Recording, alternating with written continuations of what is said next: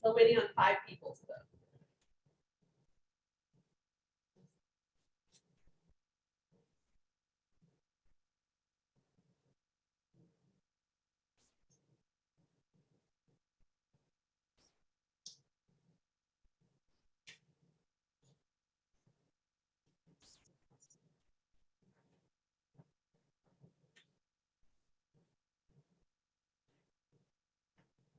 All right, calling the poll at 20 votes. We have 80% of folks voting yes, they approve of this section, 15% voting no, and 5% of people abstaining. So thanks for that. And then very lastly, we wanted to see if there's any other comments on other parts of section D or section E. And we have talked about these sections in a lot of detail at our subcommittee meetings. We believe that there is consensus, but if there's any comments before we go on our break, please do share them or raise your hand now. And like the data section where there was also consensus in the straw polls we took at the Grand Junction meeting, we tried to really limit the number of changes we made in the draft for the remaining parts of D, which are subparts 1 through 4, and then all of section E. So we made very limited changes,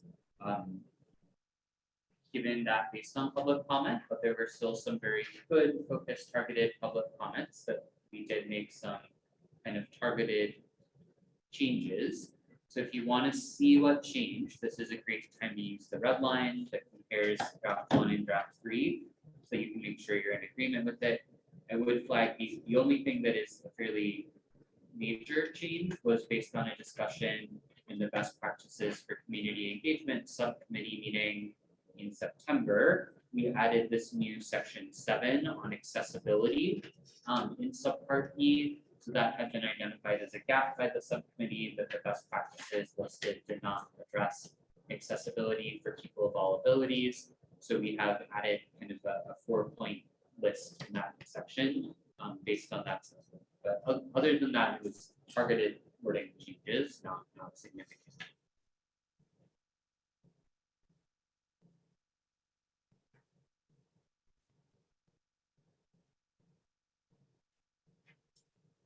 And I just wanted to point out the accessibility section is sort of an example of how it is a guidance too, because it's not like we have written down the 4 foundation disability inclusion parameters. It's just being able to use that toolkit to make assessments on location, timing, etc. Yeah, Ian? I wonder if we should recommend agencies should do more investigation themselves in their setting their rules for accessibility, because we didn't get a response really other than this toolkit about accessibility, and it's critically important that agencies be thinking about our admissions to their websites and all those other kinds of things. And we actually did get some great comments, so we have integrated. So points C and D came from a public commenter. I think they were called Inclusion Ministries. I can't remember. We didn't get it from Cross Disability Coalition. We got. Yeah. But so Ian, maybe would it address your comment if you added the word proactively here? Yeah.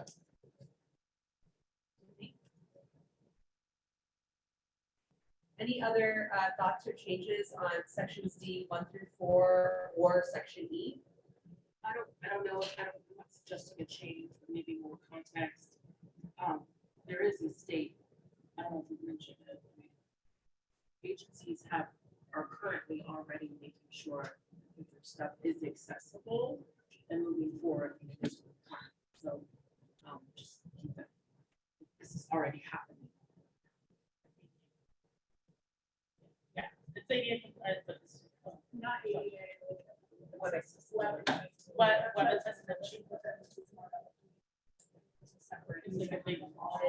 Yeah, sorry, folks can just speak one at a time because we have our interpreters.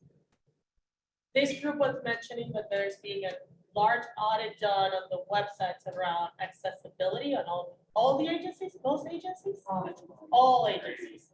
So that is something that's already been done. Is Or it's in the Yeah. process of, or it's being worked out. Yeah. Okay, I'm gonna move us, I'm just curious if that has to be a Title VI.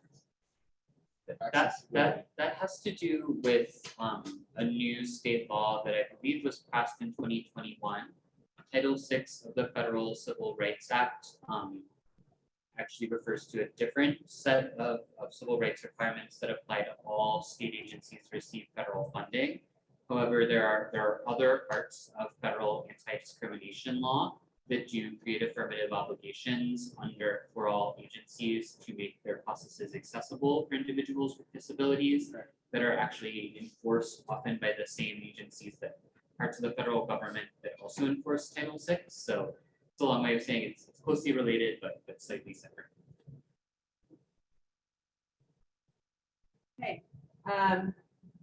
thanks all of you, again, there's still time for you all to provide any sort of, after you read through it and have any edits, still provide comments.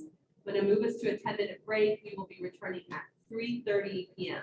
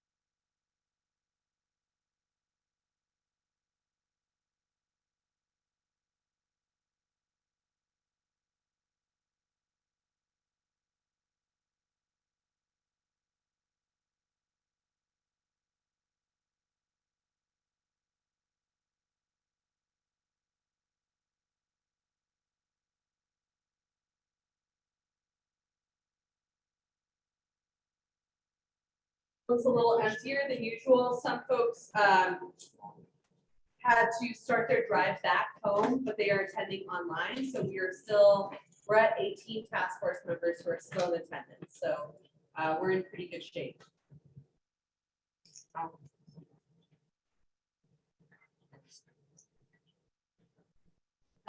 Okay, so welcome back, everybody. We are going to go to our final section of the draft recommendations. We are in section 6, supplemental environmental projects, which we'll be calling SEPs for the remainder of this section. We're hoping to get through this in about half an hour, 25 minutes if possible. The main thing that we would like to discuss here are the two options.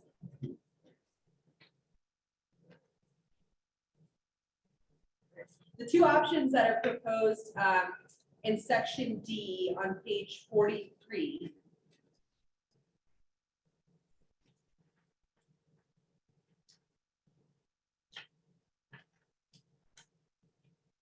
And so what we are deciding here is we wanted to see if the task force members would like to do kind of a straw poll on this to see which option is kind of better suited. So option 1, under the supplemental environmental projects, which again, I'll be calling SEPs for the remainder of the session. Option 1 is that so a violating entity that is the subject of an enforcement action would continue to be able to participate with a voting role on a selection committee in recognition that SEPs are voluntary actions by the regulated entity. However, community members who are not affiliated with the regulated entity or CDPHE should comprise a majority of the selection committee.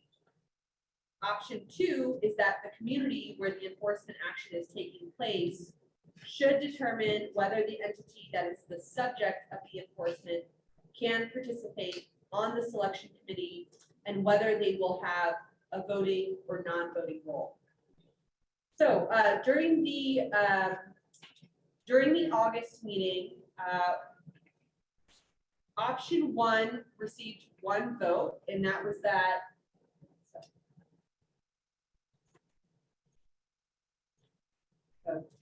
without that last sentence. Sorry. Go ahead. Okay, so during the August meeting, you may remember you all voted among 3 options in this section. What used to be option 1, which is that, sorry, which is now reframed as option 1, but there's been a lot of language added based on the subcommittee. So we removed the old option 1, which is that the regulated entity would not have a role altogether, period, and end of this. Yes. So because that option only had 1 vote, we removed it. We then reframed option 2 around the regulated entity having a voting role based on further discussion that happened in the subcommittee meeting. And option 3 remains basically the same. It's now listed as option 2 because we used to listed option 1. So just framing that the options you voted on last time got shifted, and we removed the option that had the least votes. Right, and so at our last subcommittee meeting, there was unanimous agreement to remove what was previously option 1, which is that the entity that is the subject of the enforcement would not have a voting role at all. So that's been taken off the table. So now we are choosing between, and option 1 is that the subject of the enforcement would have a voting role, but with the caveat that the majority of the selection committee should be comprised of community members. Option 2 is that the community should just decide on whether the entity that is the subject of the enforcement would have a voting role or not. Leave it up to the community. So I just wanted to kind of put all of that out there and open it up for discussion, and see if folks are ready to go into a straw poll if not. And Just to recenter us in the conversation, I believe the conversations around the SCPs were don't allow the regulated entity to participate in it, they won't choose it. yes, yeah, thanks for. I just want to frame that in for people, that it's really optional, that they can just pay into a fund or they could give money back to the community.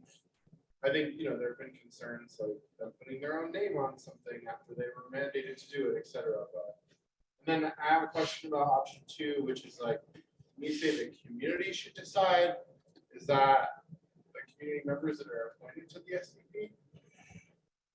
Yes, so there's a selection committee that is kind of established that is made up of community members. And so it would be those community members that would decide whether or not the entity that is the subject of the enforcement would have a voting role. Although that is not actually expressly spelled out, like I actually think this idea was maybe suggested by Renee at an earlier meeting, so I think I've been assuming that was the intent, but we could spell it out more explicitly. I think we should. Thank you.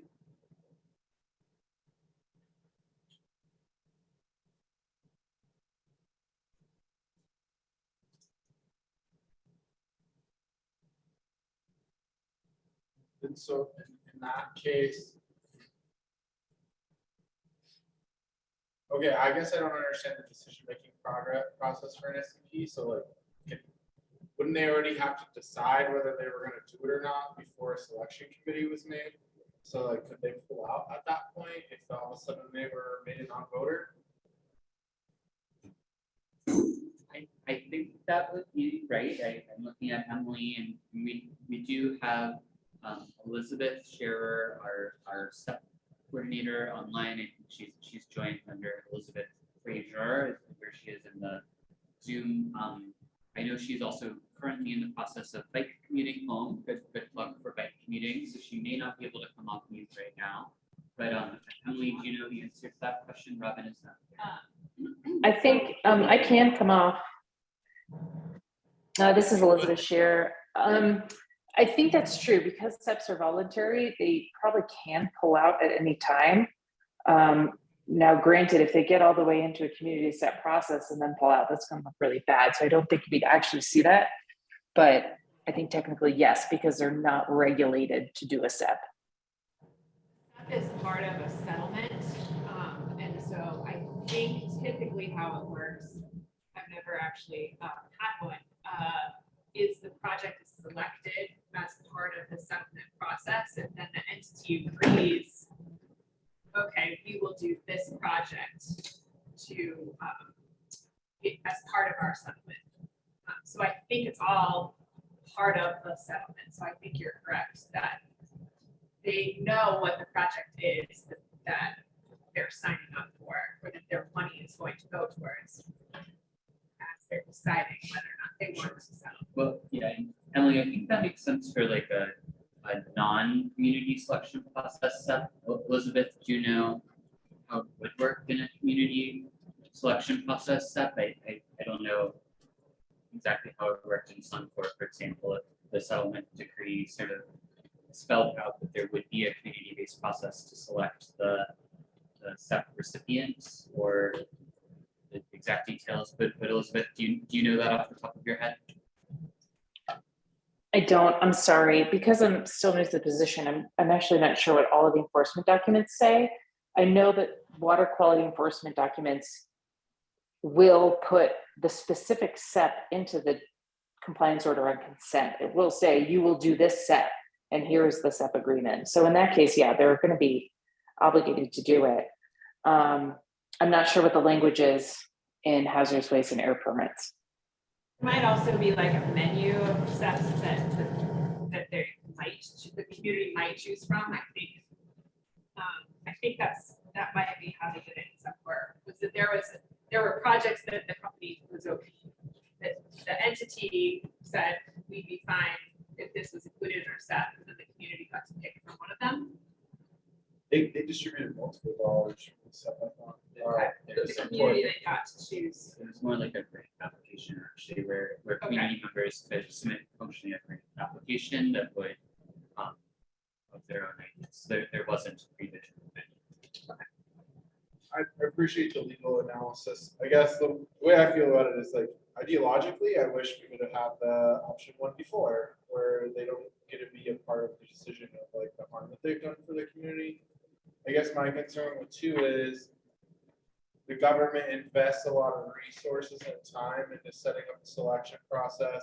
Then the community says, actually, we don't want you to be part of this, and then they pull out. And it just is this like cycle of not completing what we start. This is a tough one. And it's just a real bummer because the harm's already been done. And they still wield power.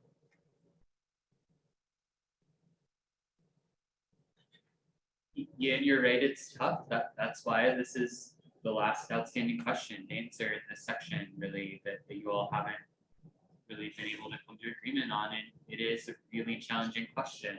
So I don't know if that helps, but you're right, it is really hard.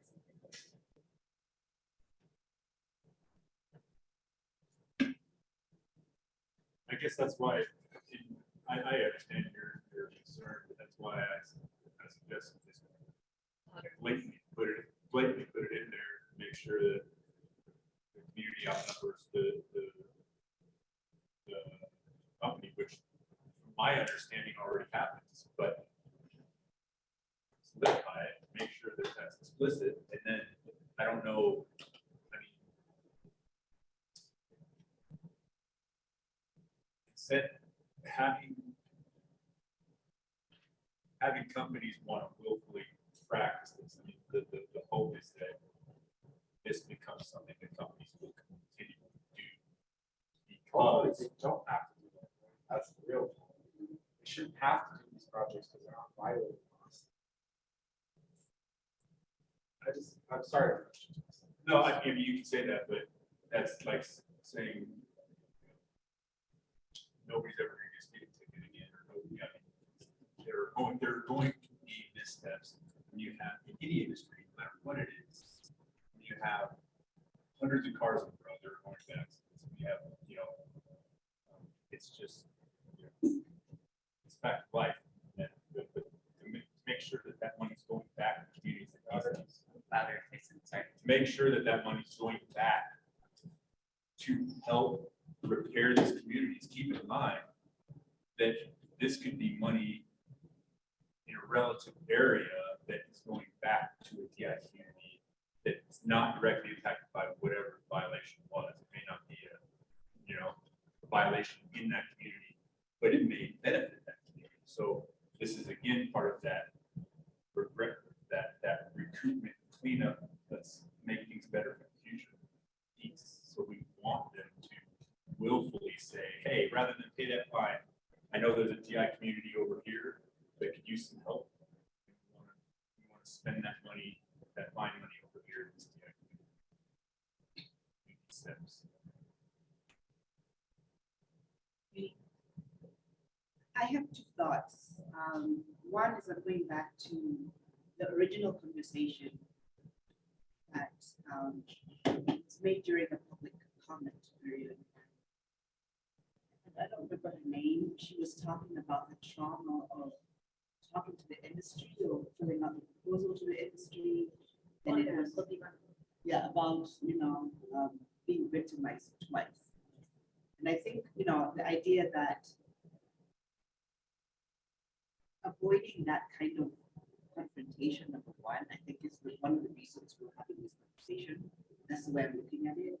But then on the other side is this assumption that whoever the industry brings forward is not somebody who can be objective. Whoever might be sitting in this as the industry might be an expert in the area of sustainability, sustainable development, something, And so from my side, you're talking as an industry person, we have a responsibility to make sure that whoever we put on the committee is somebody that has great value and not, but that's not part of here. But again, guess that's another way of looking at having industry representation, or whoever it is representation of the committee. They can bring some technical value to that committee's decision. I remember that was Olga from Cultivando. She said, that was Olga from Cultivando. I remember she had consulted with us early on for the task force and had mentioned how just absolutely ridiculous it was to have certain things, certain reviews, certain restrictions, certain barriers, just to access the funding at RD1.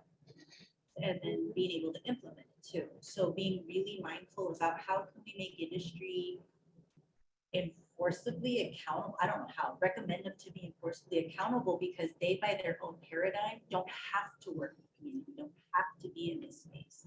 But because of equity, now they do. And this introduces this form of recommendation and restorative measures that they might not have to, but that also reflects on their inability to understand equity in the community too. I don't know, I know. Yeah, again, so thanks, Renee. And one way to look at it is that section D actually reflects changes that were introduced based on there were two presenters who came to speak to the task force about this topic in April. One was Lucy Molina. She was a participant in the SEP selection committee for the Suncor SEP. Her concern was being on that selection committee along with a representative from Suncor. So this section D, what we're currently discussing, is your all's attempt to address that concern raised by Lucy, right? Olga raised a different concern. So Olga was not on the selection committee. She was an applicant. She was someone who submitted an application for funding in that process and encountered barriers with the complexity. So section E underneath is the section that was added to address Olga's concerns about simplifying the application process for people who are applying for funds. So I don't want to say your point isn't important, Renee, but you know, it's a little bit separate. Maybe you can look at the language in section E and we can kind of continue the section D discussion and see if we're ready for a vote in the meantime.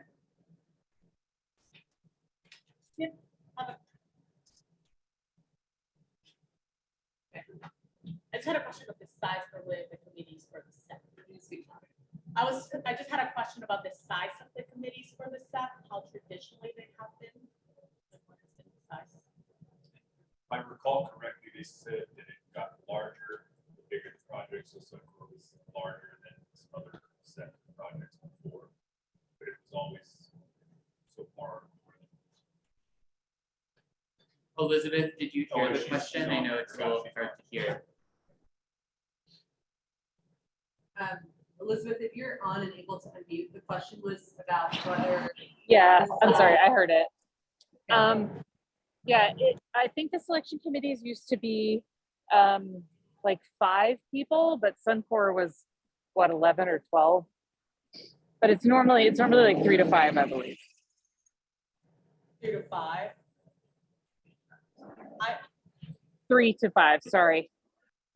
Okay. And I just called up the website for the Suncor SEP. There were 11 members on that selection committee.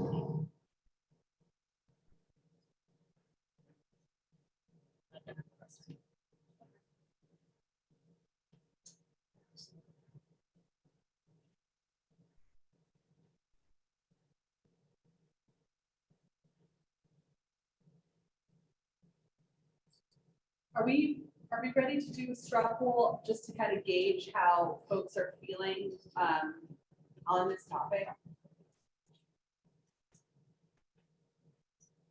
Yeah, Mira, go ahead. Yeah, I want to, I guess, respectfully suggest that, and it just strikes me that like a plurality of public comment that we receive, which is that, you know, the regulated entity should not have a voting role in selecting which projects to fund. And that isn't an option that we've chosen for a team. And I was wondering if you credit the stage for that option back on the table. Rather than simply retaining the 2 options listed in this document.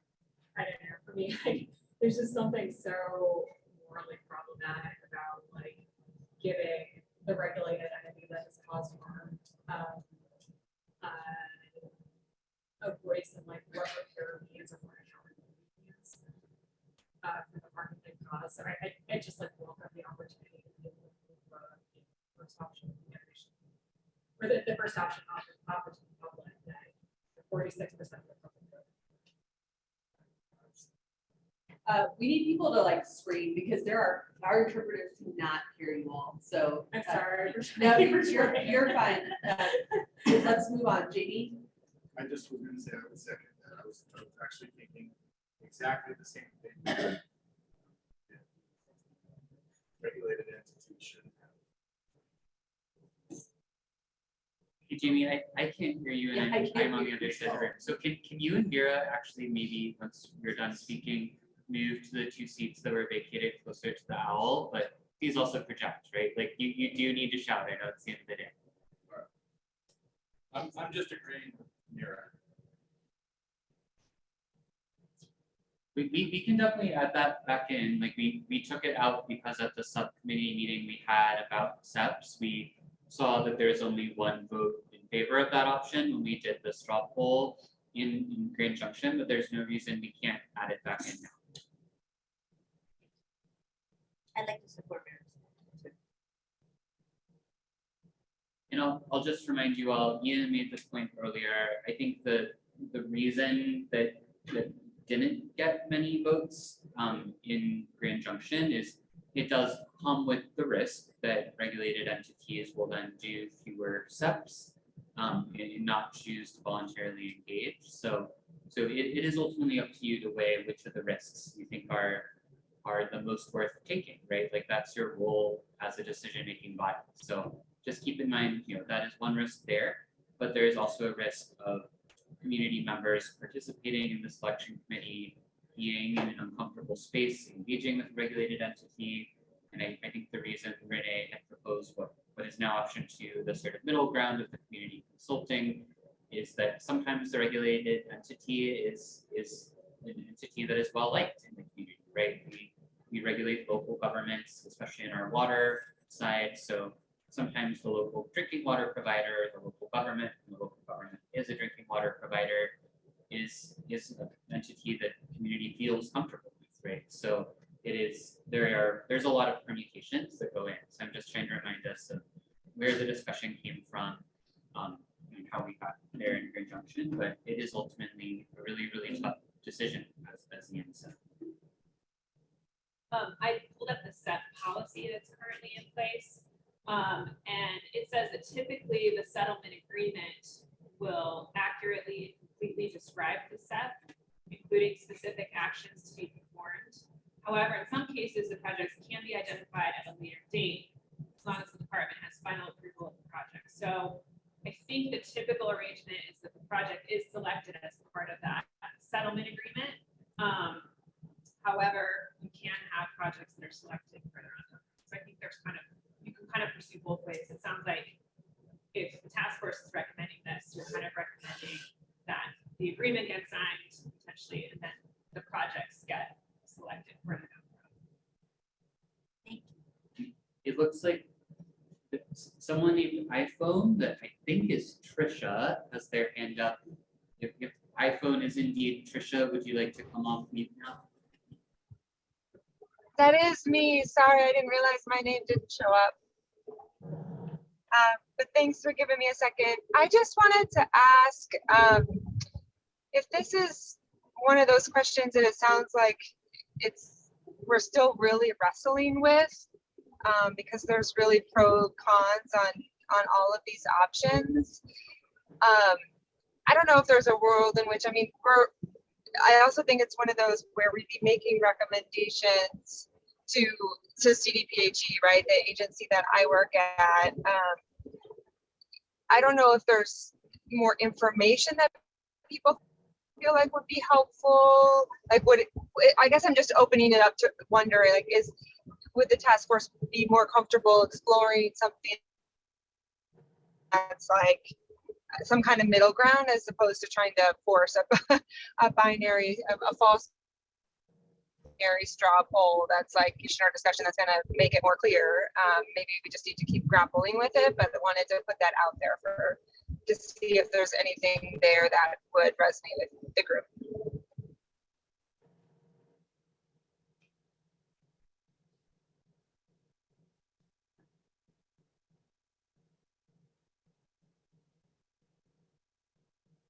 Thanks, Trisha. Any responses to Trisha's question? You know,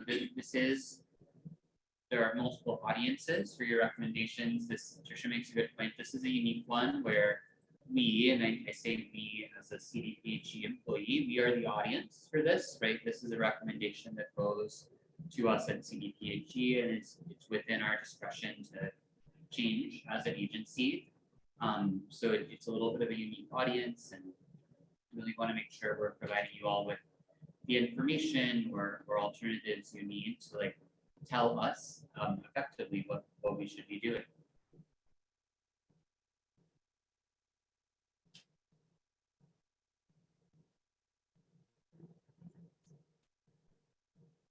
Not to counter what Trisha said at all, but we have, I feel like, done a lot to kind of elaborate on this topic. You know, we've had subcommittees related to this. We did conduct a focus group, and so I feel like a lot of the information is on the table.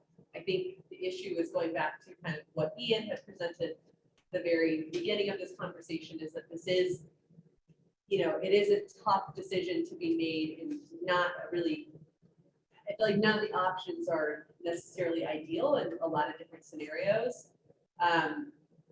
But, you know, the task force has the power to provide a recommendation here. And so, you know, we're really looking for input based on all the information that has been laid out, which I think is really, in my opinion, really all the information that you all can see.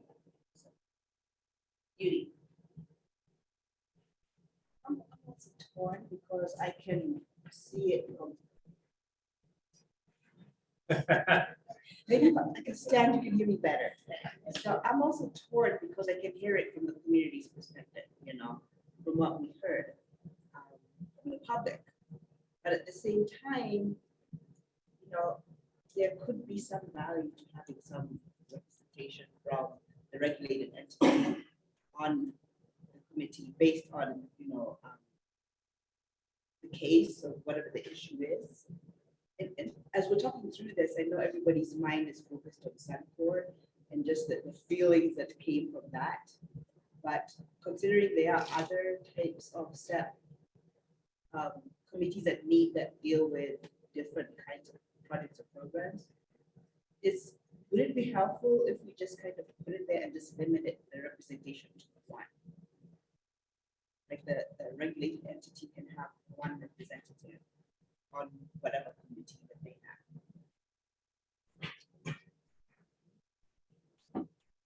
Is that how it is right now? You just have one representative? Though Elizabeth, correct me if I'm wrong, I don't think that's spelled out in the policy itself. I think that that's just been de facto what happened. So we could say, we could change this word A to one voting role, just to make that a little clearer. What would that help you need? I mean, yeah, for me, I mean, but again, you know, we're doing this for not a regulated entity, we're doing it for the community.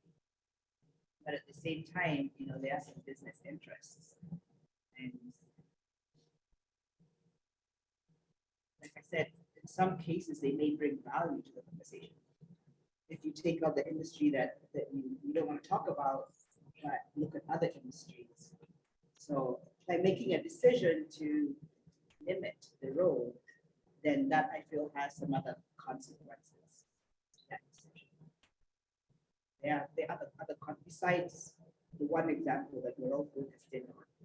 You know, I think Joel gave a really good example of a wastewater treatment plant or something that may violate something. And having them at the table as a part of the conversation could be extremely useful. So we're kind of narrowing our vision because of, you know, a bad taste in our mouths. You know, an example. And there are consequences to that choice. Yeah, Renee? The only way I can think that community would be, I'm not gonna speak for all community, but I can see those. The only way that I can see that, I'm not gonna speak for all DI communities, but for the ones that I know that have been impacted. That means that industry or those corporations have to also come in accountable. So doing something more reciprocal, even between, or reciprocal building, relationship building between industry and community. It could be that industry learning where there's been past harm, what harm they actually caused in a way moving forward, that there's now they establish some type of community subcommittee or something too. Because I need, and from what I see is that industry has to kind of prove themselves to earn that back, that trust from community. And if they're already to the point of a step, like you need to also show that you're willing now to not perpetuate the same behaviors that honestly cause that harm. That makes sense.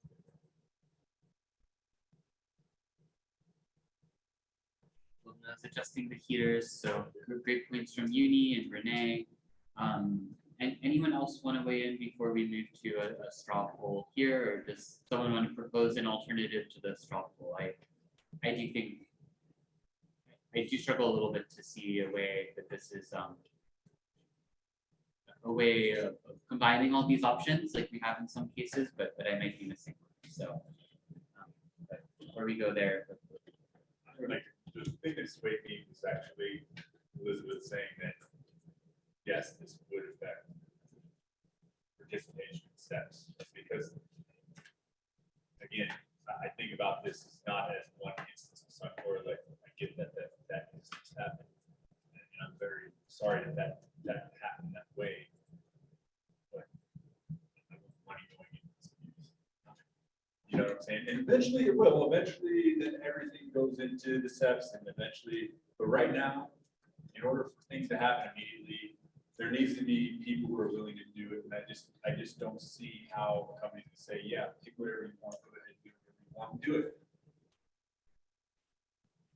I'm not saying, I don't even know if I would be comfortable doing it that way.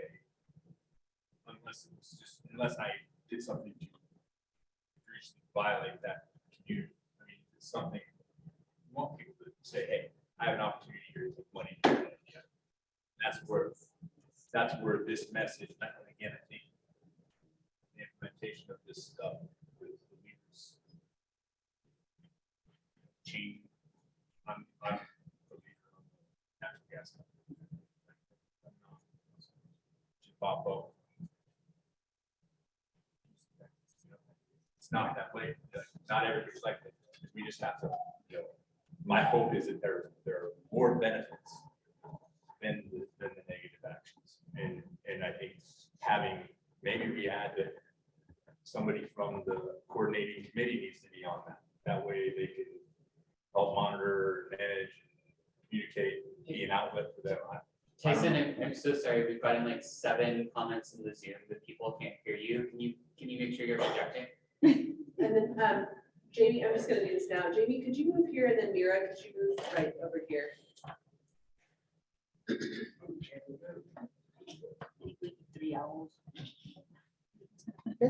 you think it would matter on the size of the set, the amount of money? Will that help in this decision? Like it was a huge set, like, you know, millions of dollars, or if it was a small set. You think it would make a difference to the community of whether there's an industry there or not, or a representative there or not? Or would it make a difference to the industry? Like if I'm putting, I mean, this huge fine, some huge violation that I did, and it's costing me millions of dollars, and I still want to be a part of that road. I guess it just, there's so many opportunities and so many different size industries. There's so many different, you know, I'm in the industry too. So it's really my opinion was what's going to happen, right? Yeah, right. You know, if you're talking about an Oxy, that's thousands of people you got to go through. So my goal is to get as many dollars as possible into that DI community, as many as possible, whether it's from something small or big or whatever. And the more participation we get in that, the more inviting we can make that and publicize that to all the regulated entities in all industries, the better, in my opinion. And I think put like a budget cap on that, we also start comparing where people's harm and trauma is now a monetary value. You're just, you know what I mean? Like, you don't really want to go down that. Alright, so I think so while Lubna is adjusting the sound, I'll kind of start to facilitate. I've seen Hilda and Dominique have hands up, so Hilda, go ahead, then Dominique. Yeah, my question it is, if there's gonna be, as we saw in the Sound Court settlement, for example, or the SEP, it was primarily community, one member Sound Court, so voting wise, the numbers are on the table, sort of the community. But my question is, it's not so much the voting, it's the presence of industry that can be intimidating of changing votes, or how you're gonna speak up, or how, like, I'm curious of sort of like, I'm gonna say intimidation, but sort of like what policies can be laid out when it comes to voting. Like, how is voting? Is voting anonymous? Like, a lot of those pieces, or like how comments can be provided. Reasons I could see in that space, the majority of the votes are aligned with the communities, most of them are representative. And I understand the expertise that needs to be placed, because if you put me in one of those steps, I have no idea maybe on some of the technicality pieces. But I could see community, especially in a community like Greeley, where your neighbor works for like that intimidation factor that could be present. And to me, it's not so much the vote, it's democratically, we can vote the vote. It's the intimidation, or maybe I'm trying to look for another word. Not like the ability to shape the conversation. Yeah, the ability to shape the conversation and feel comfortable expressing those thoughts, without thinking about a retaliation that could happen, especially in a small community like Greeley, where your neighbor, like, it's so involved. So that's when I see that, of how do we make sure that it is a democratic system that is able to be set up, that people's like vote can actually be in anon or whatever, it might be, you know, secret vote. We're gonna go Mira, and then I would really like to. Oh, sorry, Dominique and then Mira. And I would really like, I recognize that there is a lot of issues with this, and we can continue kind of framing the issues. But again, we have a lot of the information in front of us. You know, so I guess moving towards like, what does this group want to do in terms of a recommendation? So we'll go Dominique, Mira, then Ian. Yeah, I would just say that I would love to vote, and I hear all of this, and I do think I lean towards 2. I know that it's not perfect, but it does sort of recognize that there are different sorts of situations, right? There are situations where there is trauma, you do not want that representation. There's other situations where, you know, to Tyson's point, things happen. It's not necessarily an adversarial situation. It might even be groups that work together fairly well. And so I think 2 kind of has that balance without being, it's not perfect. But I guess I would just say, like, I feel like we have some information. I would really welcome a vote. So see if we can lean towards one or the other. Yeah, I mean, just like completely echoing and building off of your comments. Sorry, just very much echoing what Ilda was saying. I think there's like committees do more than just vote typically. There's a conversation shaping that happens in committees too. And, you know, we are all on a committee today. And it is often, you know, the folks that are most vocal on the committee that shape the conversation and how that goes and what the voting options are. You know, so I think that's a part of it that we need to be considering too. It's not just the voting power specifically, but it's also how that vote is shaped over time. Yeah. Yeah. The power dynamics are in place too. And in some communities, like really, it's going to be social economic dynamics that are going to be playing out. It's like neighbor dynamics.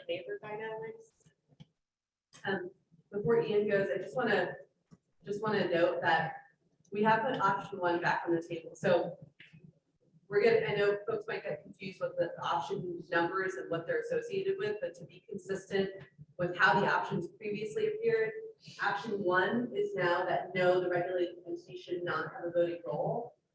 Option 2 is that the entity is the subject, that is the subject of the enforcement, would continue to participate with a voting role, possibly with the voting role, but that the community would consist of the majority of the committee.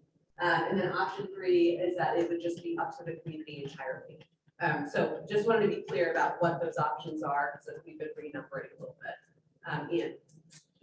Well, I was actually gonna say, since we're wordsmithing and changing all these things. I don't know if we're really in a place to do a straw poll to advance it, and I'm wondering if we would come back next week. So, okay, my one concern is like, when are we gonna come back to this, right? Like, we have this, we're almost at the end of our meeting, and we have a meeting in Pueblo that we were ideally hoping would just be a meeting to vote. And I don't mean vote between options, but vote on, you know, do you agree with this? We're trying to eliminate the options at this point.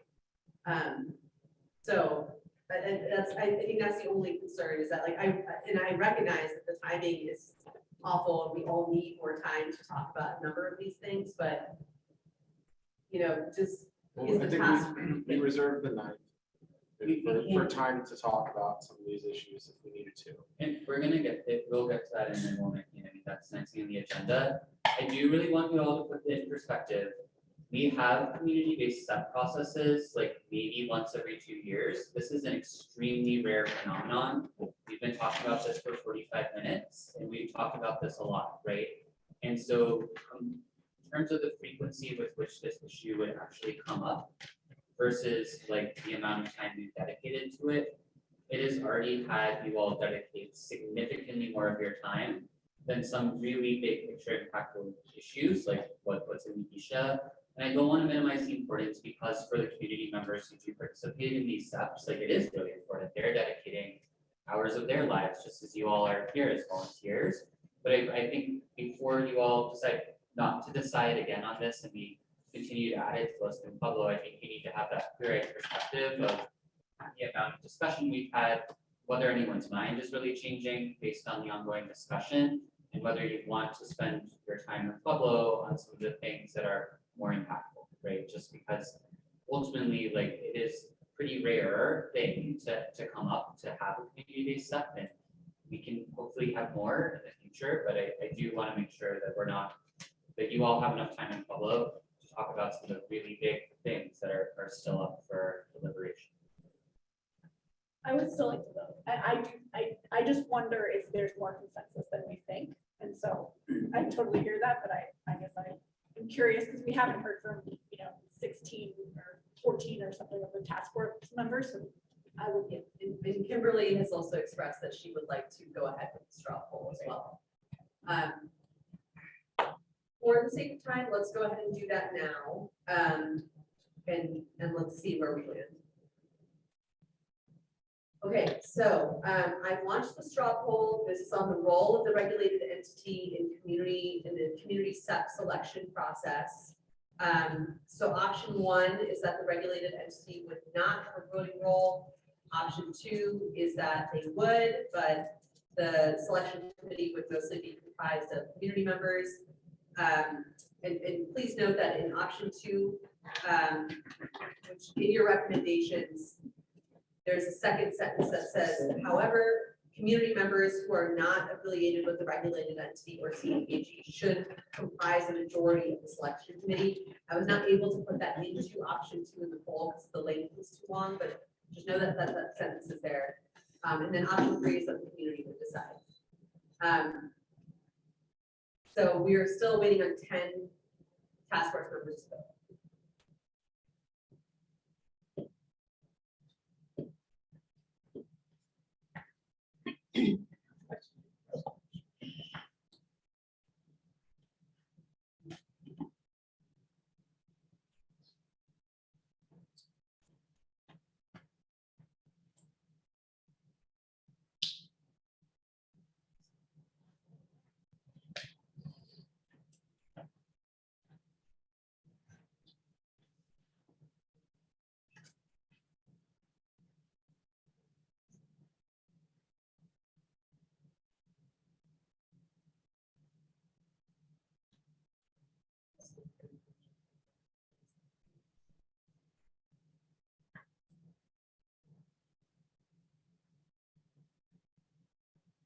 I'm still waiting on 5 people to vote. I don't know if folks are, attempting to abstain, but if you are not comfortable voting, if you could just share that because that will help us close the poll.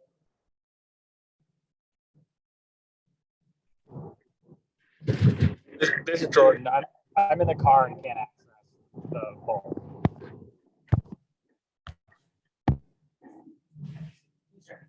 You can't.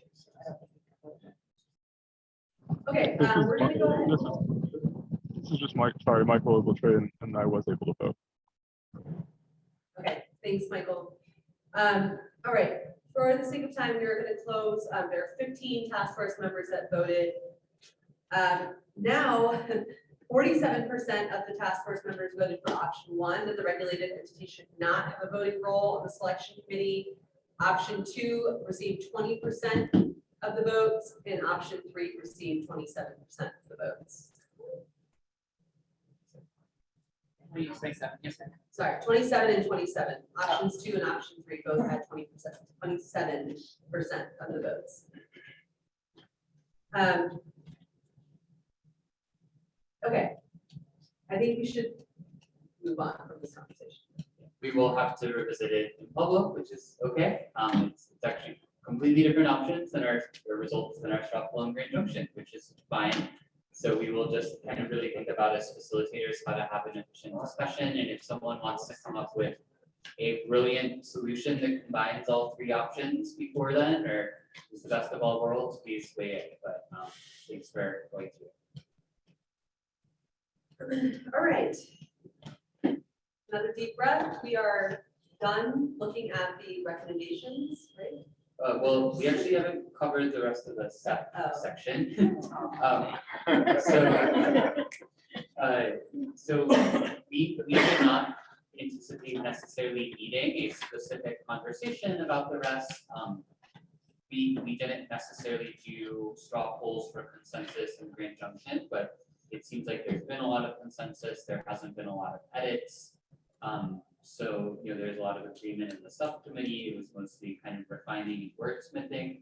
So we don't want to make you vote one more time in straw poll, but we do want to open it up to see if anyone has strong concerns, things they think are missing, changes they want to suggest in the language that is in the section, or any outstanding questions or information you would feel that you need in order to take a final vote in follow-up. So opening that up now. For the rest of the section, we talked about part D, but anyone has input on section A, B, C, or D.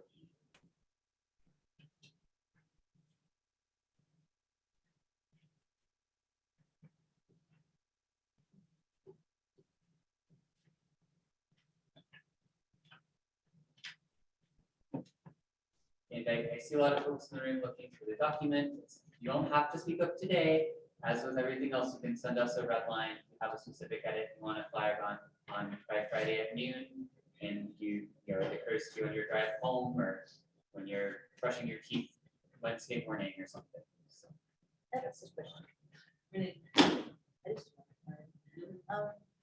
Is there any mention of timeline when stuff can be applied to communities, like how soon projects can start being implemented?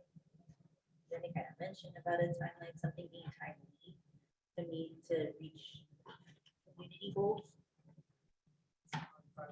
That's likely part of the set process. I don't really know exactly what the timeline looks like. I don't know if Elizabeth Scher is still on with us, but Elizabeth, do you know anything about the timeline from, when like the selection committee is assembled and like just generally what the set timeline looks like?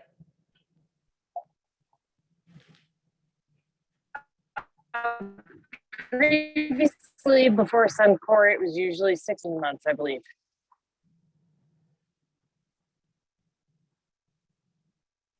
And of course, as we've discussed many times, Suncor was unique. We should not assume it is the norm. That one took a lot longer, but it was, orders of magnitude larger in the dollar value.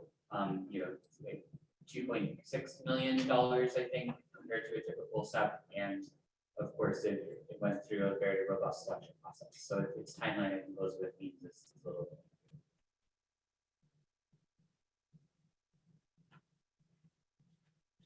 Renee, do you think there's specific language that you would want to see added that discusses that timeline, or? or- Yeah, just something that's gonna be key to implementation, given the budget, given the process, something that's gonna be meeting community's goals in a timely way to basically say, hey, community, we heard you, and this is the way we're trying to take you back, and it won't take 10 years to happen. So I guess timely implementation according to community goals, or And we'll look into that a little bit more, see if there's maybe already existing language around that, which there might be, so. Any other comments or questions around the SEP section?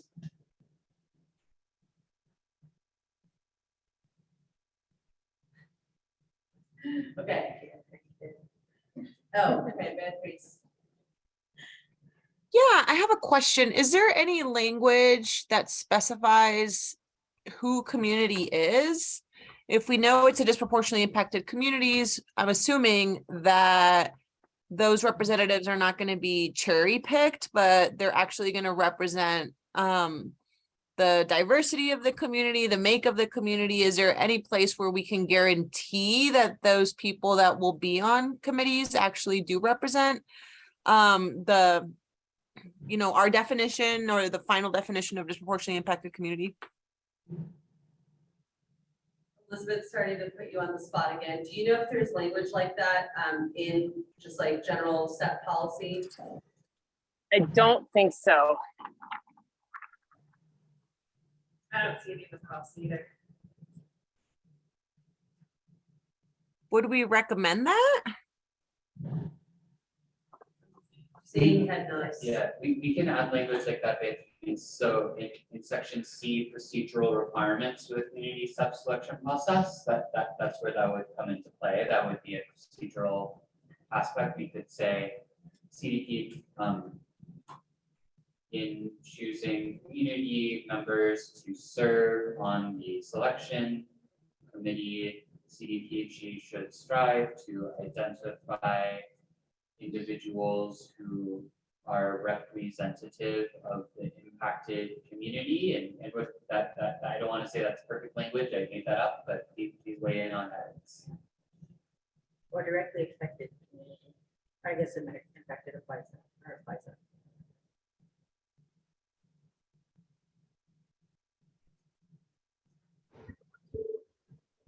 I'm just gonna say, I think that's a great idea.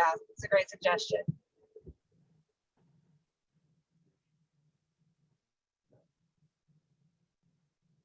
Seems like there's some consensus around that. Kimberly and Michael in the chat have both weighed in favor of the idea. Thanks for flagging that, Beatrice.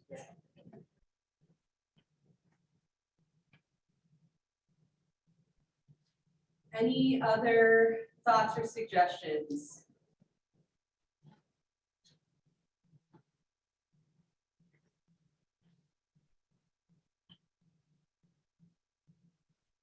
Okay. And I add equity education. Sorry, I can't hear you. Equity education in the SEP, sometimes also educating community. I feel like it should be part of that space why there's even a project. Community really needs to be involved more, and sometimes that's another opportunity to fund and also help reach community in that space to engage, also help in this decision-making process about projects. But I have no idea. So section A is really about that awareness and education. So it covers that we should be doing education and outreach and engagement about the availability of the SEP idea library, as well as sort of the existence and purpose of SEPs in general and how to apply for them. Does that language in section A cover what you're thinking about, Renee, or? Yes. Maybe we could add the word education, I guess, before outreach, or is that different than what you're thinking? Education as well, honestly. Any other final thoughts?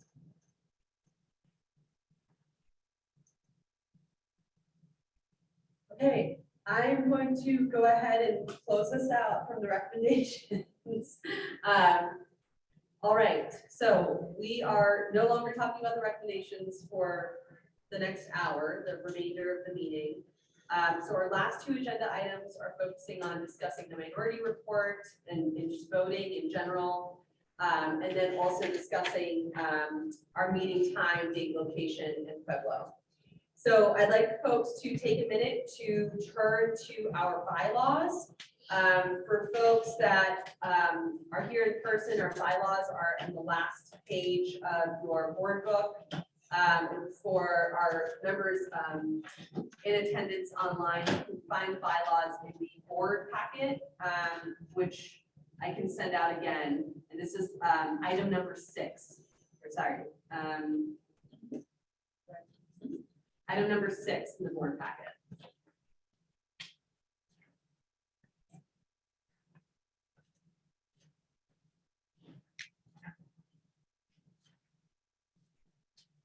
And I will drop a link to. Okay, and Joel just dropped a link to the bylaws in our Zoom chat.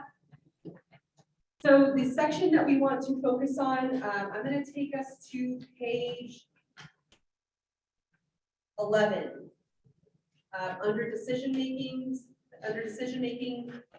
page 11, and we're looking at section C that's titled voting.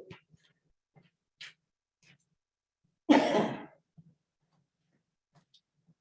then more particularly, we're actually looking at. Okay, we're looking at section, I don't know, C3 or section 3 on page 11. Votes for content to include in the final report, bottom of page 11.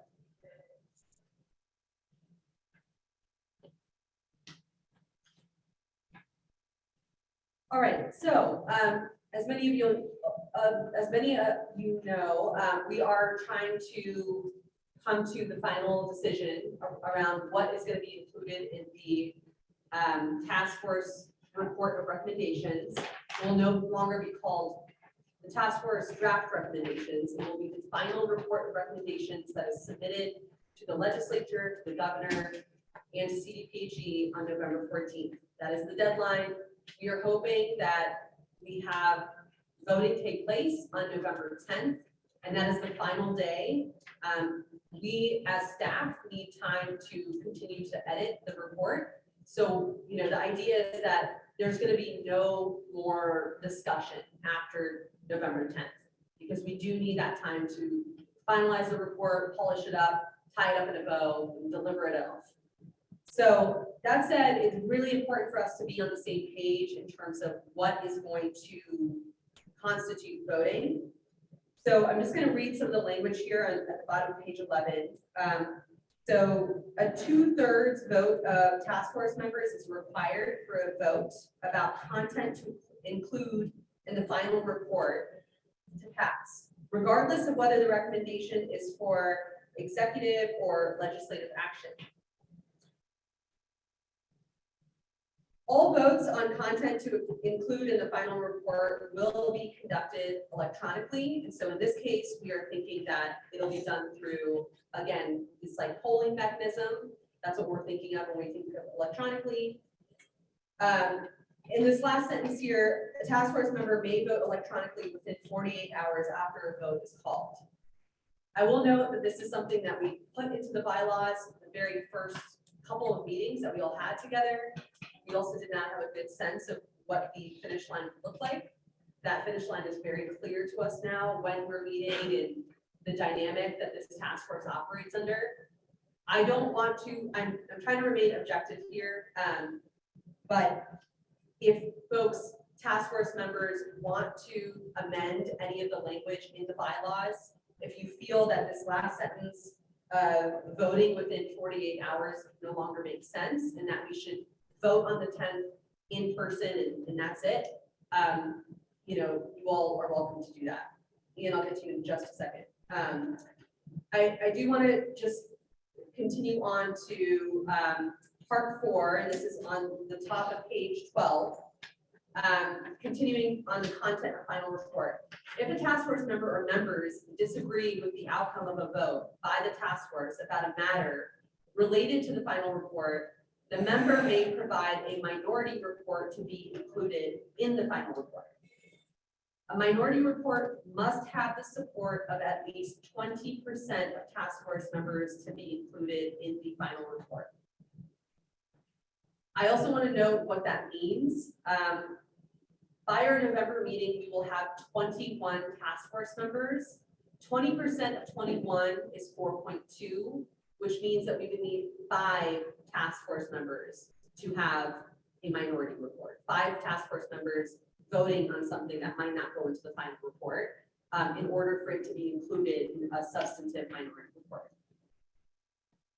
A minority report may be no greater in length, measured in word count, than the section of the task force describing the approved vote of the task force majority on the same topic. So if there's, you know, let's take the SEP section and the majority of people are voting on, you know, this 200-word paragraph, the minority report can't be this 300-word paragraph that, you know, explains even more than what the majority is explaining. A minority report will be clearly labeled as such in the final report. And then lastly, a minority report will note which members of the task force supported the minority position, including the statutory seat that they fill on the task force, and may note whether there was support for the minority report from members of the public in public comments. That's a lot. And also please note that the way that we have been doing polling in terms of it's anonymous, we've been doing straw polls. So if we did want names of people in the minority report, we will have to adjust our polling style. And, you know, we could do like a Google form or something where people enter their name. It would almost be like a survey in that sense. And your name would be attached to your vote in order for us to include your name in the minority report. So I just wanted to lay all of that out there right now. And, you know, first and foremost, I think, and I hope I'm not backpedaling here, but I just want to make sure that there is kind of agreement around the language in terms of how you all will operate at the November meeting. And if there's a strong push to change anything in the bylaws, that's still allowed. It's very late in the game, but it is still allowed. What we need is a majority vote. What's that?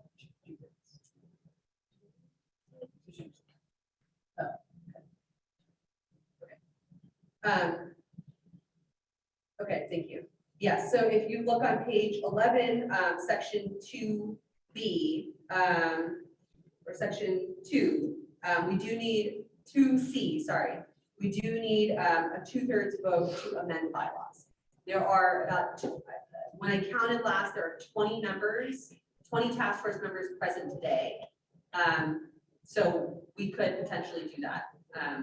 So I'm going to pause and see if folks have thoughts and comments on everything that was presented.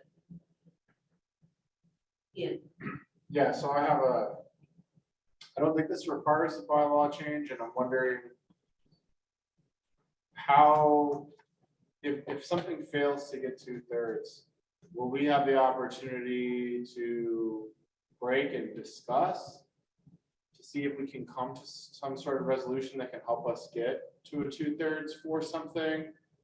And in order to do that, I feel like we need some sort of tool that is similar to roll call so that we can see where people are and who would need to be advocated to get across the 2/3 line.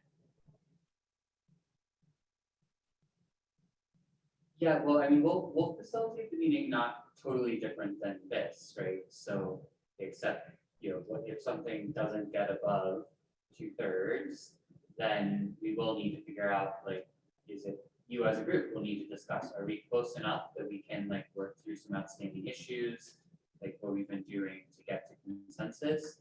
Or are we, you know, really in a position where, gosh, it was not that many people in favor and we should be identifying, you know, through potentially a roll call, like who would be in a minority report or who would want to work on that. I think we can take feedback now on how you all want that to work, but just keep in mind, like we had hoped to really clear a lot of issues off the table, but it seems like there's a lot still on the table. So I think the real barrier to that approach is time, right? But I mean, if we're using a digital tool of some sort, we could definitely identify who's the voter. Are you talking about like a roll call vote? Like? Yeah, but I don't think it needs to be like a roll call vote in the sense that like you call out every single one of our names and we go around. There's a way for us to identify who's voting online so we can see that. I think, you know, these are big issues and we're at the final vote. I don't think our bylaws require us to be transparent nor secretive about who and how people are voting. It's true.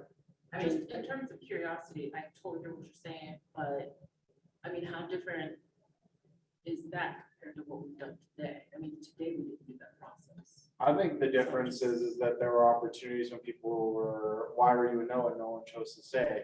It would give us the opportunity as to I don't want to say target, but to target outreach, right? If there were a break, to have a conversation, if we were to revisit it, what would it take to get you to here? Because there's going to be margins on things. Is that how you would conduct the final vote like we did today? Or are we saying we would do it different? Strong, different. That's what I'm confused. So it's really up to you all to decide. As task force members, this is your task force. So how you want to operate is up to you. The only reason I would suggest that there be a name attached to your vote is if in the event that we do minority reporting, the bylaws clearly say that you all will list who voted in the minority report. So we would need to have names in that scenario. And it seems like it would be difficult to only do that for the minority report, but then not for everything else. So, but, you know, we can talk about that. Oh, sorry, Michael Ogletree. Yeah, I think, Lubna, and I tend to agree. Michael Sapp. Michael Ogletree had his hand raised first, so we're gonna go to Michael O, then go to you, Michael S, and then go to Mira. I guess my concern with, you know, what, or at least the way that it was proposed by Ian, you know, in terms of having side conversations, I guess in the interest of transparency, and I don't think side conversations should be had, any discussion or deliberation should be had, you know, in front of the eyes of the public. So if there was some kind of disagreement or some, you know, suggestion or, you know, language that, you know, might appease, you know, some people who may not have been in alignment, those conversations should be had in the eyes of the public and not inside conversations. Yeah, I think Ian's expressed that he agrees. It's just, we need to know who the no is so we can talk to them. Right. If someone doesn't disclose, we don't know who we're talking to. So, I'm in agreement. Okay. Michael Sapp. I'm in agreement too. We need to know who's a no vote, who's a yes vote, and have that conversation in the public eye to try to get to a compromise or you know, agree to disagree. But you got to put your name next to the vote, in my opinion. So I agree with that. Mira? You may be about to get to this, but I guess I have questions about how the minority report will work and particularly how it will interact with our need to keep conversations in the public eye. So like if a minority report were to be produced, would it be workshopped like during the full group session in November, or like, you know, how would that work? Yeah, I think so when we created the bylaws, we as your staff actually envisioned that throughout this process, you all would actually be like writing the recommendations and bringing them to us as staff to discuss. And it obviously hasn't worked that way. Instead, we sort of tried to like write down what we heard during meetings and then bring that back to you to see if it did reflect your discussion. So I don't want to say that you can't give us ideas now in writing. In fact, we're trying really hard to encourage you to do that. But you know, assuming that kind of our practice continues, you know, it would probably most likely mean in practice that there would be some section. So let's say this like the issue we were just talking about, the role of the regulated entity in a SEP. There was no option that included 2/3 majority. There were actually 3 options that had above 20% support. So in that case, if we had, you know, if that straw poll was the final vote, we have language for those, and I think we would need to see like, do task force members want to include each of those as a separate minority report? If so, who wants to be involved? And then for each one, are you okay with the wording as is, right? So again, why we're nervous about our time in public, that's time consuming, but I think in practice, that's how it would work. You know, most of the issues have been a little clearer, right? So it will be slightly more straightforward than that, but that's an example of how it would work. So did that answer the question here? Thank you.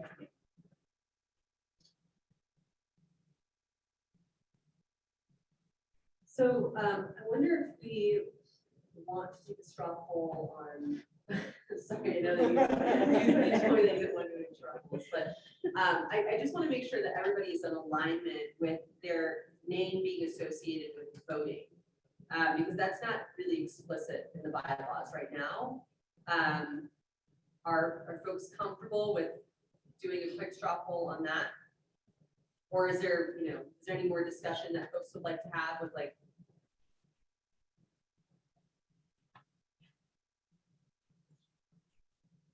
I do have to say, the voting system we use now does not allow us to see who has voted for what. It is anonymous. And so I will work on a system where either we can have your name written in and associated, or we will find a different platform that you'll just record your name with your vote. But just wanted to let you all know that Slido might not be the system that we utilize if we have your names associated with your vote at our next meeting. While Lubna's taking that up to kind of get your formal/informal decision on that, I also want to make sure you all didn't miss kind of the other section in the bylaws she was flagging. So we don't need to discuss this now, but after you vote in this poll about the electronic votes. So again, I think when you all wrote the bylaws, we were in a purely virtual world, and it wasn't clear if we'd be leaving that virtual world. We're in person. The idea of voting electronically 48 hours after a vote is called probably made sense when we, one, envisioned our last meeting being 3 weeks before the deadline, and two, probably made sense when we were not picturing being in person or hybrid. But it will be logistically challenging for us as staff already to kind of do the final edits over the weekend if folks are still able to vote, 48 hours after the meeting somehow. So I think there are a couple of options, right? We could just kind of hope everyone shows up for the final meeting and is okay with voting there. We could amend the bylaws to remove that clause, or kind of looked at link this, we could potentially essentially call the vote 2 days before the meeting or something in order to kind of make the votes on Wednesday and Thursday that week final. So marinate on that for a second while Lubna gives you the straw poll to vote on. After the straw poll.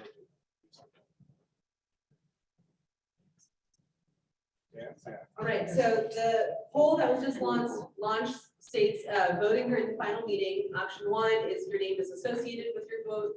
Option 2 is that it's an anonymous vote.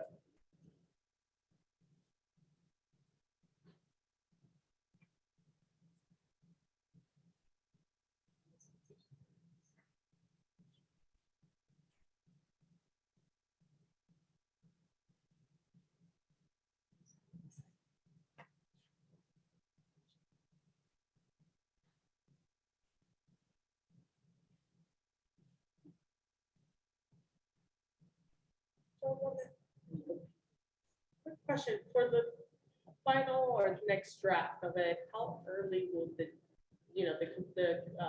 task force members receive it? Because I can perceive that almost like that 48-hour vote, thinking about some of the agencies that have to abstain from voting because they might not have all the information from their agency. That's maybe where I would see that issue, but in order to prevent it, just making sure that those are read early enough. That's, I think, my only concern, that I will have to make sure that agencies, they have to notify multiple people to make sure that it's a part with their agency.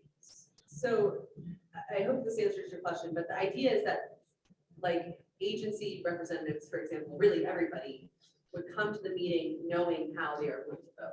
There would be no like, oh, I need to check in with my team, this and that. Everything is on the page. Like recommendations will be sent out to you all next week. So we're asking for you all to give us feedback by this Friday at noon. We will incorporate all of that, send you an updated draft of the recommendations next week. The idea is that every task force member will come to the meeting pretty confident on how they are going to vote on each of the, and I don't mean like vote, there's some sections that have been resolved. There's not multiple options.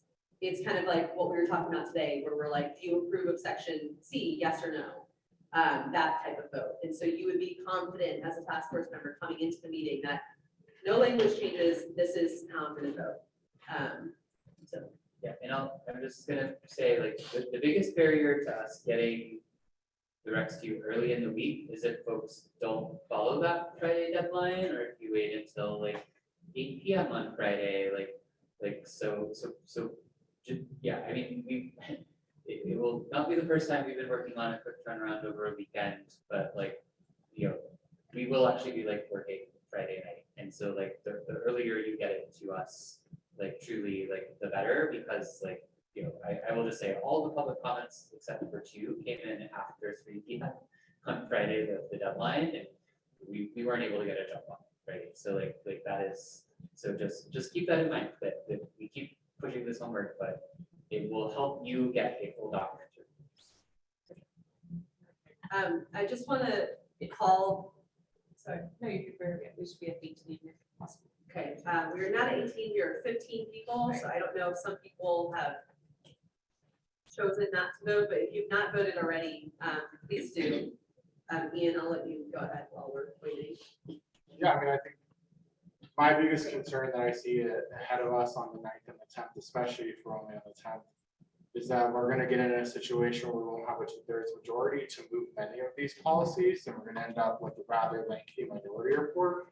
With that in mind, I wanna take us back to our very first meeting where we were making an argument for a simple majority in order to move things, and then knowing that there would be an opportunity for minority reports for individuals who didn't agree, as long as they had at least 5 members.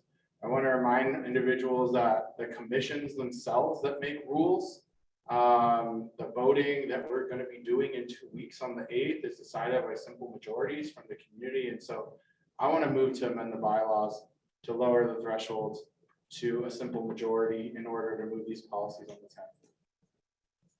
And I would look for a second if I say. Not to amend the bylaws, is what you're saying? Yes, I want to amend the bylaws. It's 2/3 to amend the bylaws. It's Correct. 2/3 to amend the bylaws and 2/3 to have a majority vote. 2/3 to have- I thought it said majority vote is 51. No, that's for Simple majority is defined. We're gonna end up with really unreadable policy. Yeah. And we did not get 75%. Like, we didn't just get 60%. But there are a lot of stigma. Yes, anything we wanted to be Essential, it crucial was to like definitions and so many things. Right. That's. And they don't have a system of That's the two-thirds. So it's been seconded, I feel like we should have discussion and we could see. Okay, sorry, guys, there's a lot of people online, so when multiple people talk, no one can tell what happens to this. Before we move to that, I do just want to close this poll on voting during the final meeting. So we had 16 task force members vote. 69% said that your name should be associated with the vote. 31% said it should be an anonymous vote. So just wanted to put that out there. Yeah, so Yes. with this on the floor. Yes. So we discussion next, no? Yeah. Yep. That already happened. Yeah, we'll move to Motion, second it, yeah. Yeah. Clarifying question, the, because some people did abstain today, so just the effective abstention isn't, it's not, you're gonna take the net to get to 2/3 or 50%, it's still all number of members regardless of some abstain. Yeah. Yeah. Nobody can abstain on the next one. That's the point of it. Is it that no one can abstain? I mean, I think we're gonna avoid it, but is it that you can't abstain? I kind of want to turn that to Emily. Yeah, just looking at, I don't think it says, it's a question, if you abstain, are you counted in the 2/3? Is that the question? Yeah, I mean, because I think we want to avoid abstentions, but under 1C, it says you may abstain. But I wasn't sure if that, how that affected the final counts.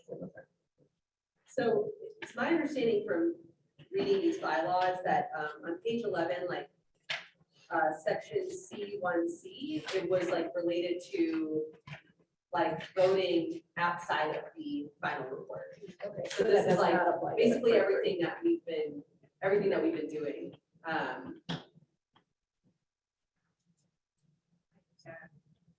So where does that? I think it does apply to all votes. What's throwing me off is why we have a simple majority in C1A, but then we have a 2/3 requirement in 2A. So maybe C1A applies to things that are outside the final report.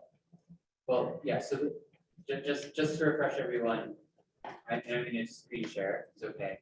So when the bylaws were created, there were multiple sections, right, that you all talked about. So C covers voting in general, right? 1 talks about just how a vote can be called, like on any topic, like what Ian just did. And talks about how that would work with a simple majority, but it is still providing general advice. It does talk about the right to abstain. 2 notes what that says that everything can be resolved by majority vote except for certain things. One of those things is decisions about content to be included in the final report. C covers votes for content to include in the final report and says that a 2/3 vote of task force members is required. So I think, Emily, does that solve the ambiguity for you? Yes, and I would say I am not sure the question about abstaining, how that would affect the 2/3. Don't think that bylaws are on that. Tricia? Oh, I just had my hand up for when we move to discussion on the motion that's on the table.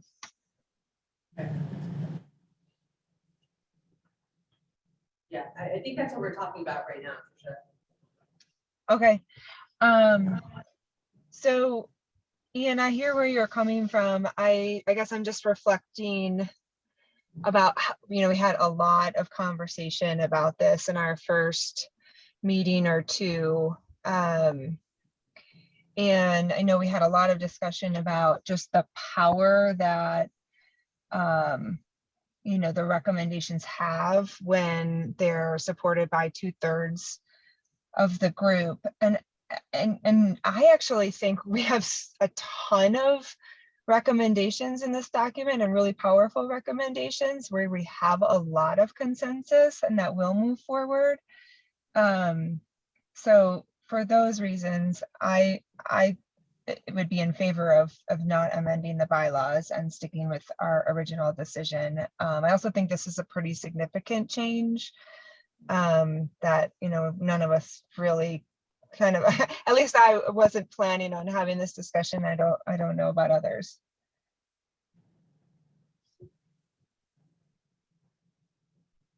Any other thoughts? Jonathan? Yeah, I appreciate that, Tricia. I feel the same way. I mean, I would echo that. I feel like there was a pretty robust conversation early on, about this and understand where you're coming from, Ian, as well. But when we originally talked about this, I think one of the salient arguments to me was that having something more than a majority motivated this group to work towards consensus. And I think that we've been doing that in a pretty good way. I mean, I think this task force has in a really good faith and, you know, open communication and you know, pretty vulnerable way, work through a lot of tough topics and come up with a lot of really, you know, impressive recommendations. And you know, I think one, that's probably in part because we've all been working towards trying to come up with, you know, a consensus document that hopefully avoids in the last meeting any, you know, need for a minority report or issues that emerge or anything like that. You know, I think we're still there. So, you know, I would say let's keep going on where we're going, you know, and hope that we get there and not kind of throw a wrench in the process in the last meeting where then all of a sudden, you know, everybody else is worried about, okay, you know, folks coming into the last meeting with proposals that are just aimed at, you know, counting votes and completely undermining that kind of, you know, consensus oriented process that we've been going towards. So, I mean, this feels late in the game, and to be honest, it just kind of it doesn't speak highly to just good process that I feel like we've been doing. It's a little, you know, I don't want to like freak people out, and I don't want us to like throw a wrench in the process in the last meeting. So that would be my perspective. Thanks, Jonathan. We'll go Jamie, Michael S, and then Renee. I would just point out that whether something has or has not had previous robust discussion is no argument on whether or not it should or should not be changed. There are a lot of things that we've discussed today that previously had robust discussion and still got discussed again today over and over, around and around and around. So that's just not an argument. I'm sorry. But beyond that, we just pointed out that there are a lot of agencies that do go with the simple majority, and it doesn't call into question credibility. It doesn't call into question the process, and it should be no different with us. The fact that we have a majority gives in and of itself credibility. So we really quick, we just had a task force member message us that they are going to have to drop off, but would like to, well, potentially share their vote. Key direct message, none, but like to share their vote before they leave. I don't know how that works. Is that okay? Are we need to roll call vote, I guess, on this? People are still discussing it. It's not called yet. So I would say that person could not vote then, if they're not on. We're still discussing. Just so I'm clear, I'm sorry. What are we discussing? We're discussing whether or not The motion on the table, which was made by Ian and seconded by Jaime, is whether to amend the bylaws to change the voting threshold for what to include in the final recommendations. So this would be section 9C3 in the bylaws from 2/3 to 50%. Is that correct, Ian? Did I phrase that correctly? Well, 50+1, right? Yeah, 51%. Yeah, you know what I'm talking about. Yeah, we give you like specific language for it. Well, 51%. let's, you know, you have to have at least 50.1%, and if you round that up, we know how many percent it is, right?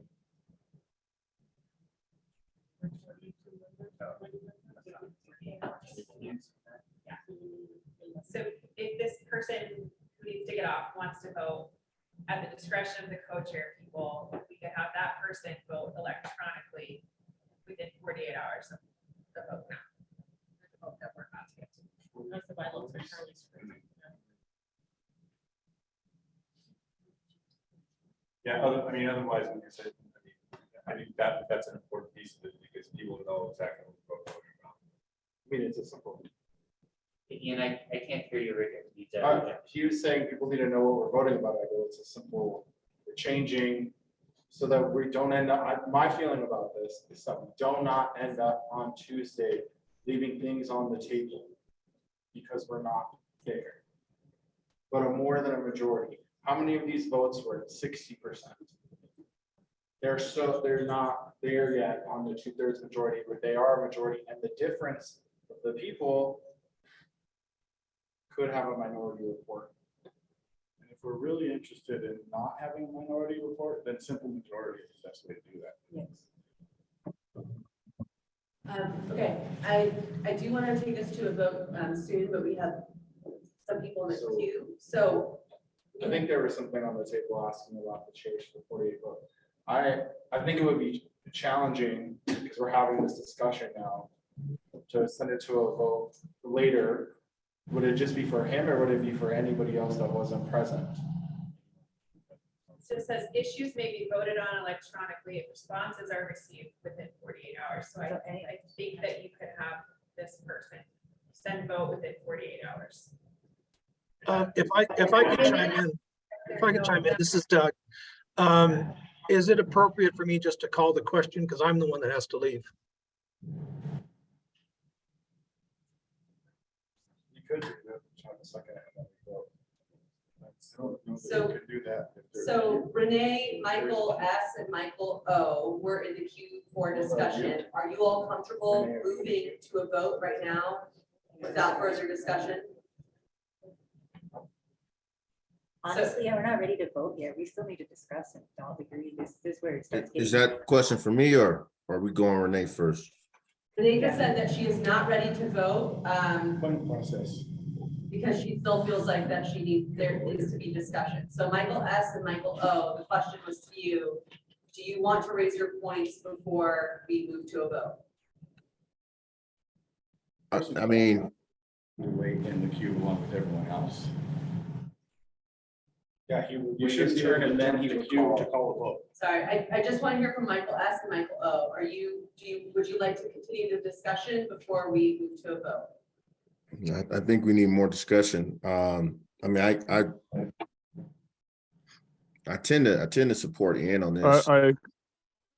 But go ahead, Mike. Go ahead, Mike. Oh, We had some. I'll just quickly say I agree with that. We need more discussion. And Okay, I can chime in with that my.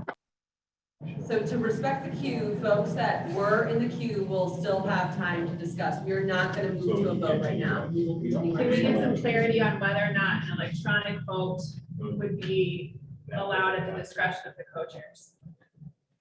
For folks who need to get off We put it in the now. bylaws. you know what? It's too much going on. I think we need to punt this to Pueblo when everyone is there, and then I think we can call this to a vote when minds are fresh, folks aren't having to drop off. I think Ian makes a really compelling point. I mean, what was beautiful about this Environmental Justice Act was it is community, and man, if we're sitting at like right at 50+1 and we're not at 2/3, like that's just like I would hate to put this on a shelf because we didn't get to 2/3, but I just think that it's at the end of the day, we're rushing. People are having to drop off, and I'd hate to do a vote like this when we don't have full discourse. And so I would say, let's not take the vote tonight. Let's wait till we get to Pueblo and have that discussion in person. But question that I have.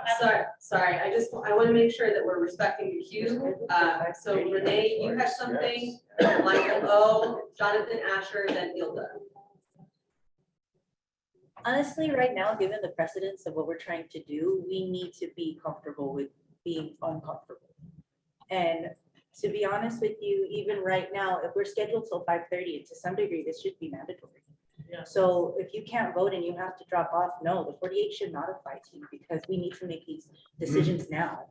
And the precedents that we're setting, we do have to kind of push that barrier. If we're already to 50 and then we need that 51%, it matters to community right now.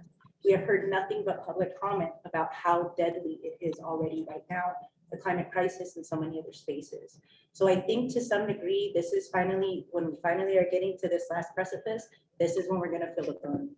And we need to be strong enough to walk through that. We call it the ring of fire. So being really mindful about how true and authentic we were when we came to this space and what we now need to act on in that.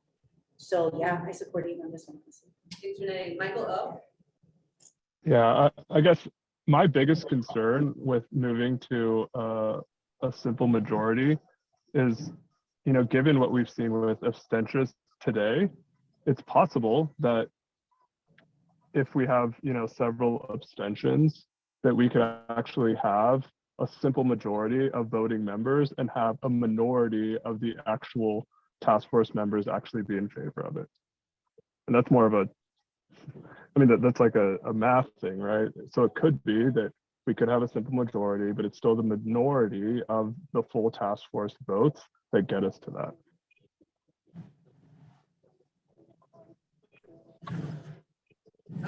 Jonathan Asher?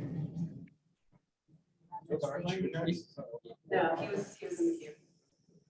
I'm just curious, so do we even know like how many people we have available to vote currently, and like what is a quorum, and are you saying that members will have, based on the current bylaws, 48 hours to cast their vote? I'm trying to understand what like the rules are here, and you know, and I think, you know, fine, like fair question if we want to revisit it. I think dropping a bomb on this group at 5 o'clock, you know, the second day when we've had, you know, any number of meetings is a little challenging. It just feels like not the best process. So I find that a little frustrating, but you know, whatever. I'm happy to have the conversation. Let's all have the conversation, but it's just, I think it could have been a better process. And, you know, this has been a great working environment so far. Like what's the point in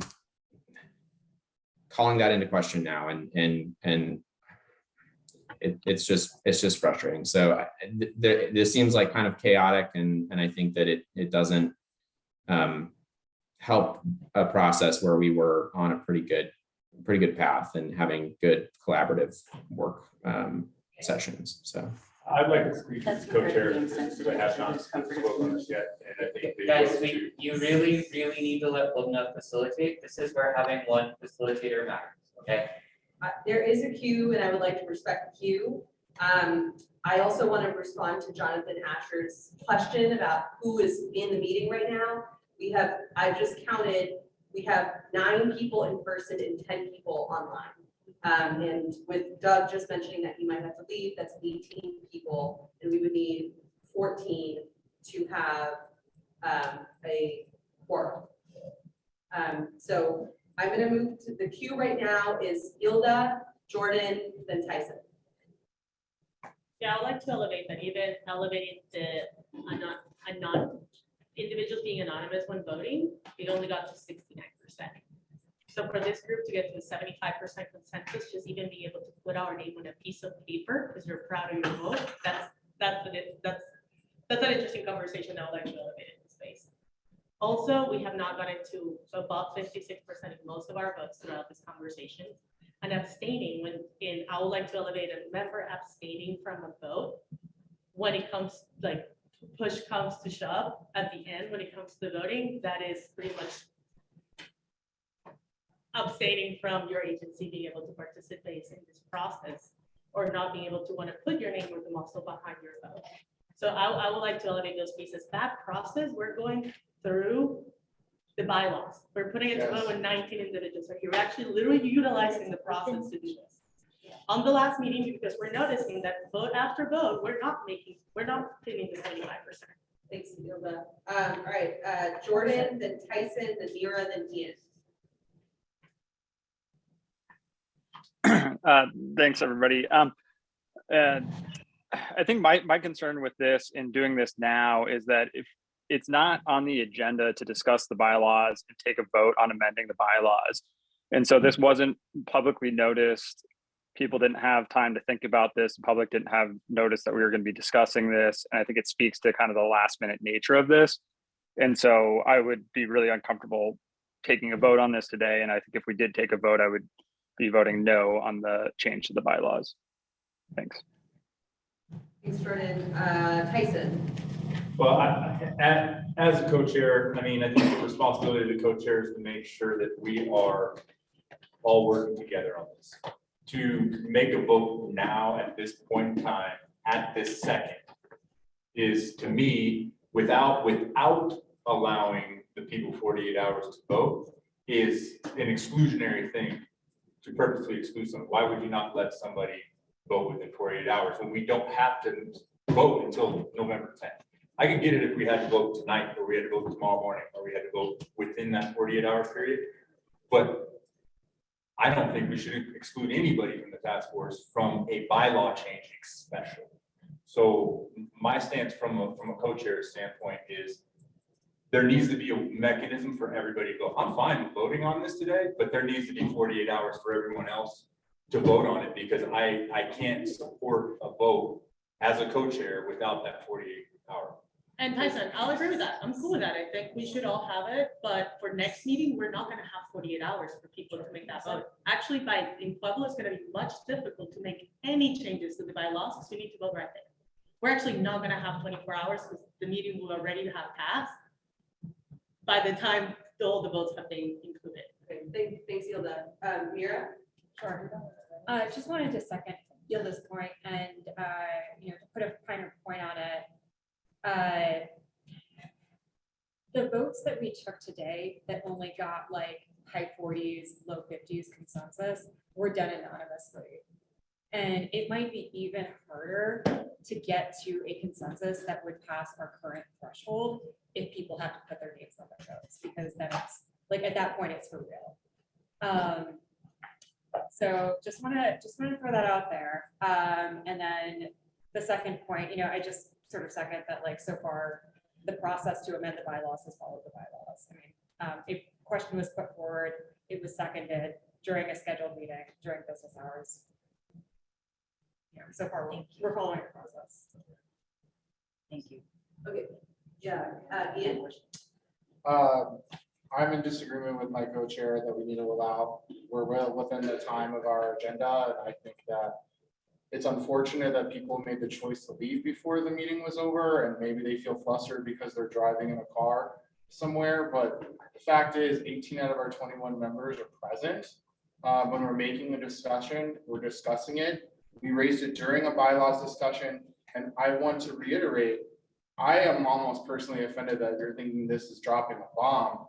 We're trying to actually make sure that we put out a product that delivers on what people marched for across the state of Colorado. And if we get stuck in a position where we cut out half of these recommendations and then put them into the minority report, it's going to be that much harder for us to be able to advocate for them when they pass. And it is inconsistent. And I said this at the beginning 11 months ago, and I have been consistent about this, that the decisions that decide whether toxics are allowed in our communities are done by simple majorities. All right, thanks, Ian.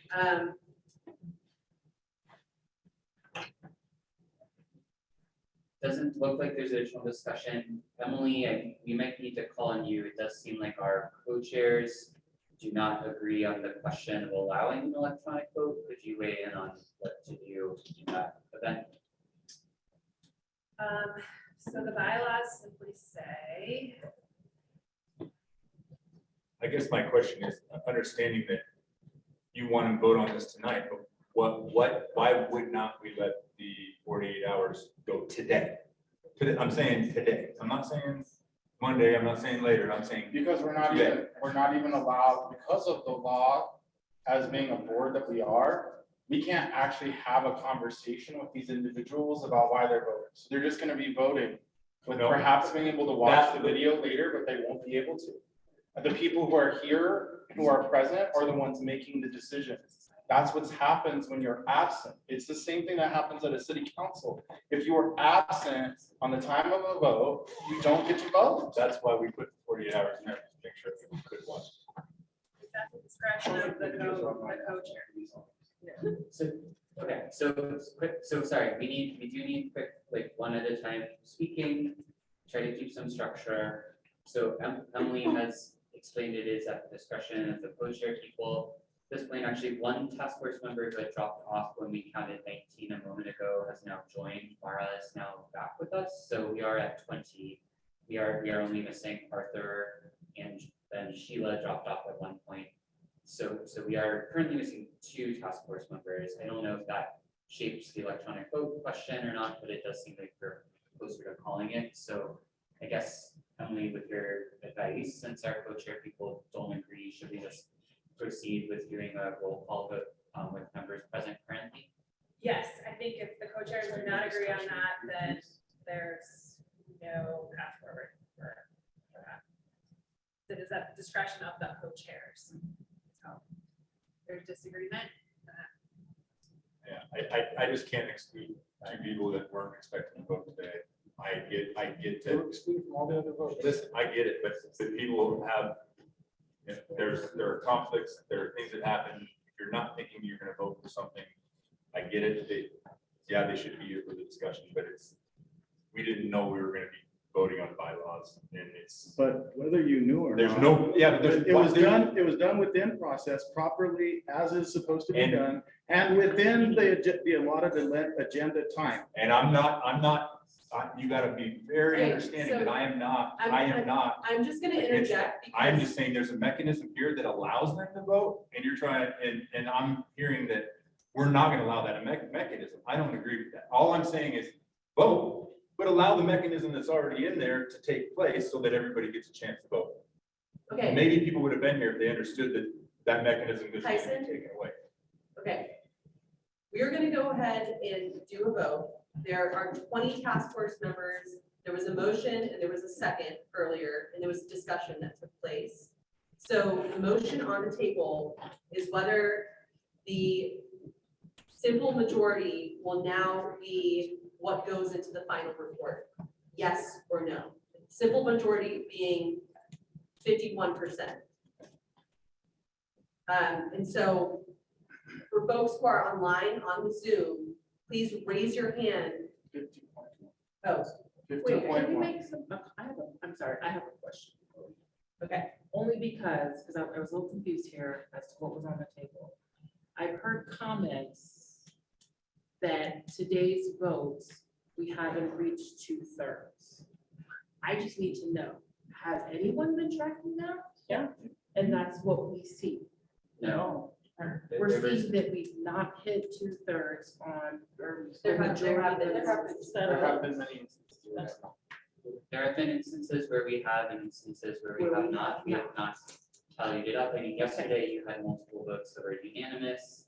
Today there were several votes that were in favor. There were also several votes both days that were not above 2/3. And so we're saying through these bylaws that each vote, we must hit 2/3 in order for it to go forward, right? Yeah. Yes, and so Okay. now there's a motion to amend that To 51%. to 51%. There was a motion, there was a second, and then there was a discussion that happened.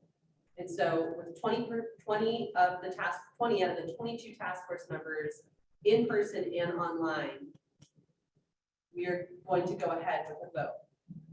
I just want to say one last thing in response to yours, Marcia. The things that are in agreement, everyone's saying this process has been so great. I would agree. I think we've grown so much together over these 11 months, finding compromise and consensus where we didn't see. All of those issues will still pass. It's about where we're getting hung up in the middle and whether or not we're going to choose to make these recommendations for historic change to the legislature or relegate them to a minority.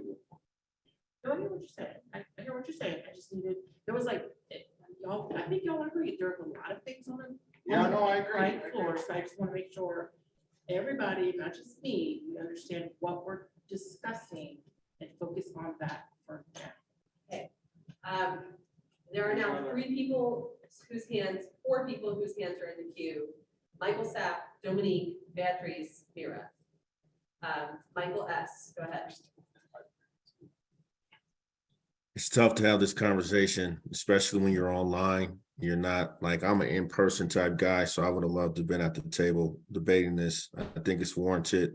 But again, at 5:21, when we have folks leaving, I think this vote could be tabled to Pueblo. And I think the desired objectives that, could be met there, and people could have time to like really review. 2, I think agencies that have to or have to abstain it's because we're all still figuring this out. And I just think the vote tonight is somewhat rushed. It's a little flawed. There's no consensus among the co-chairs.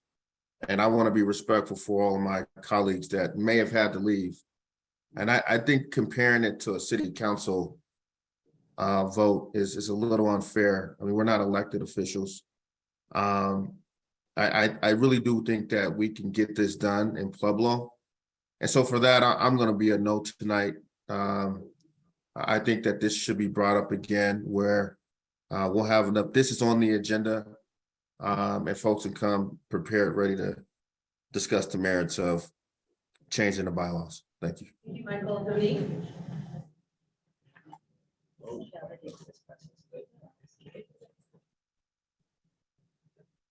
Dominique, you're off mute. We cannot hear you. Okay, while we wait for Dominique, we're going to move to Beatriz. I just want to say I appreciate bringing this back to the table. I think it just simplifies and helps us move faster in collaboration like we have to have a simple majority. I think it just makes a lot of sense.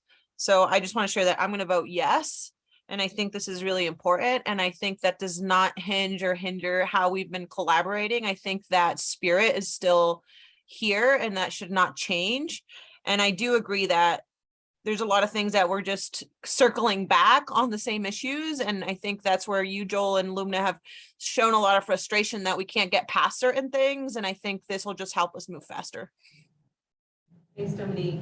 I'm sorry, Beatriz. Dominique, are you able to come off mute now? Can you hear me now? Yes. Okay, sorry about that. I also feel fine taking a vote tonight. I know time is running out. I just have a question. I mean, I think that this fits in with the question of minority reports, which was what was on the agenda.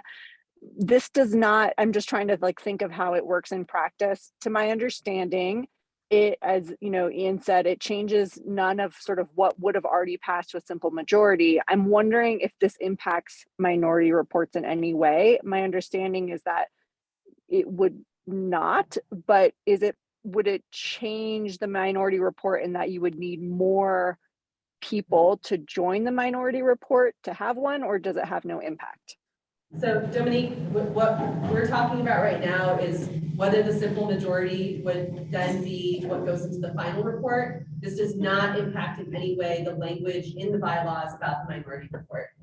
Vera will come to you and then Ian. Yeah, I just have a quick question.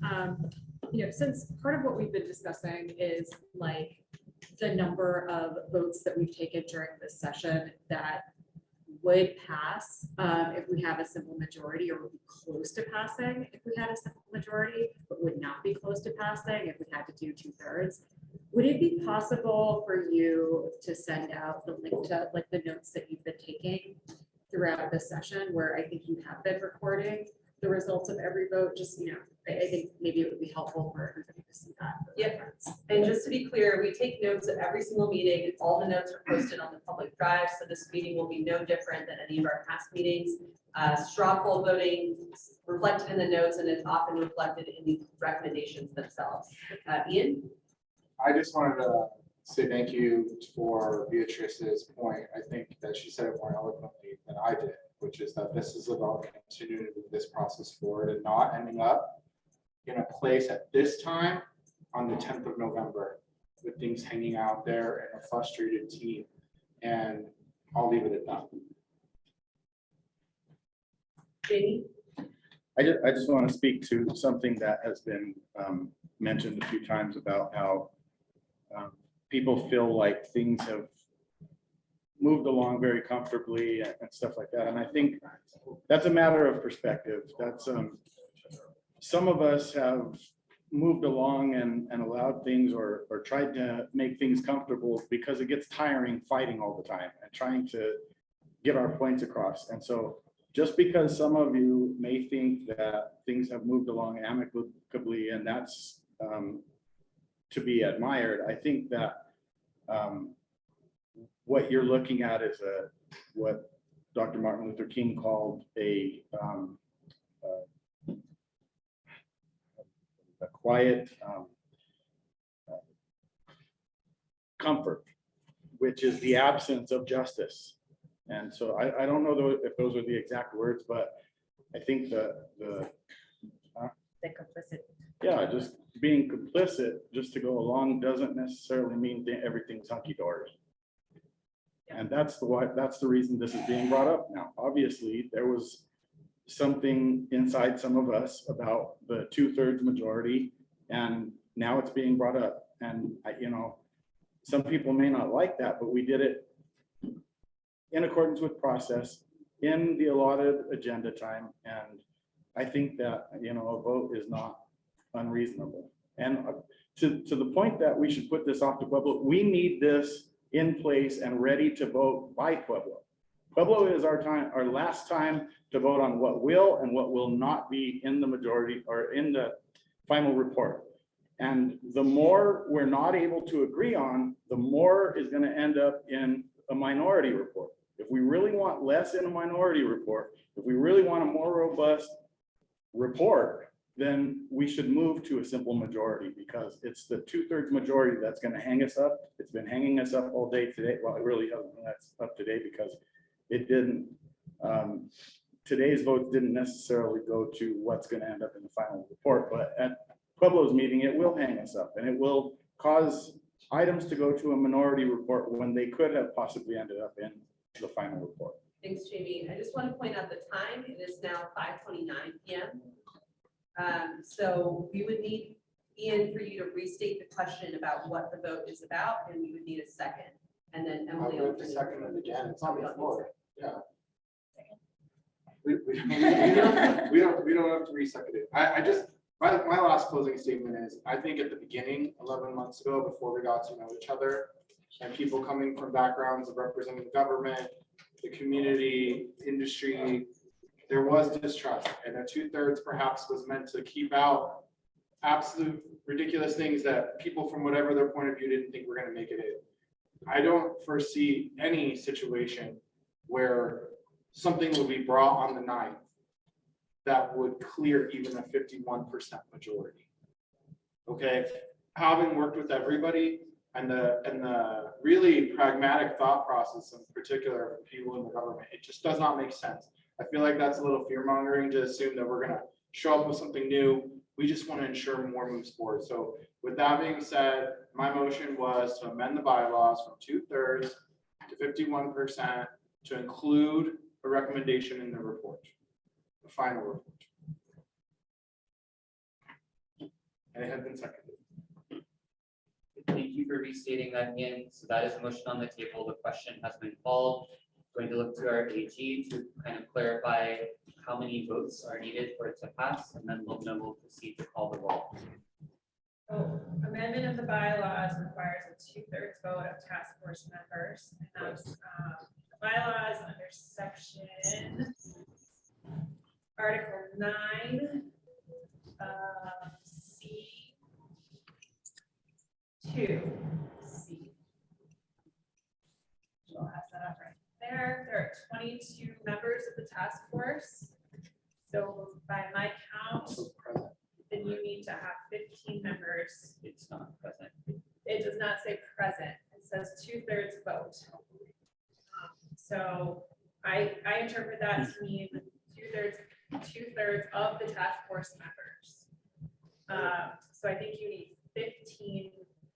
This will be 15 members to pass. Yes. Point of order. I've never seen a vote be taken where you would need 2/3 of the members not present in any legislative proceeding of any sort.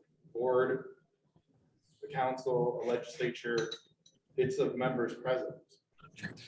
Excuse me, this is Doug. Can I speak to that point? Go ahead, Doug. Okay, as some of you might know, I'm the former Speaker of the House, and anytime you pass something on 2/3, it's by 2/3 of the total members of the body, not those present. So you have to have 44 out of 65. So that's actually totally wrong. Okay, so we are looking for 15 members. That was 15 members is the only way that this would pass. So I'm going to go ahead and call the roll. Arthur Ortegon is not here. Beatriz Soto. And this is a yes or no vote. Yes would indicate that you would want to move to a simple majority. Meaning Yes. 51%. Okay, Dominique Gomez, Yes. Doug Dean, No. Ian Tafoya, Yes. Elizabeth Scoder, No. Gary Arnold,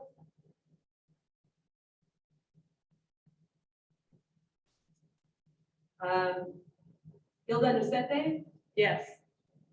Jaime Valdez, Yes. Jonathan Asher, No. Jordan Beasley, No. Kimberly Mendoza Cook, Yes. Mara Versi Witcher, No. Marcia Nelson, Yes. Mira Pickling, Yes. Michael Sapp,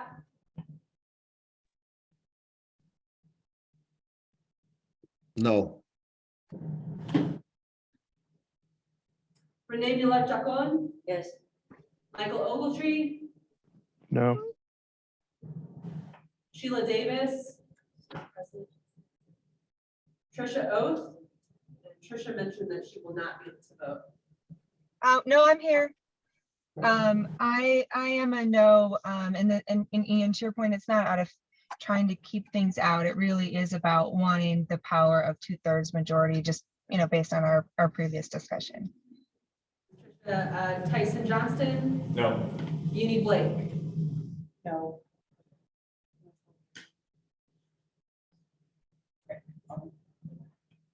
The rest of the tally, Renee. 9 yes and no. Okay, 9 yes. 9 yes. 9 yes. Okay, so we have 9 yeses and 10 nos. So that does not pass.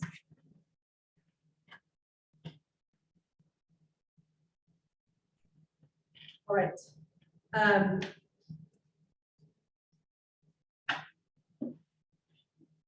At the risk of prolonging what has been a long meeting, I think we would like to maybe just clarify for you all. I don't want to push for more tough discussions tonight, but the sort of the question that we originally were trying to bring forward here of, just how we want to handle the minority report. I think we got some good clarity on that here. I think we were asking those questions, but I'll just reiterate again that if there's language that you would like to see included in the draft, either as part of the majority or as a minority report, if you get it to us soon, we will be able to make sure that language is in front of the whole task force to have a really interesting discussion in Pueblo.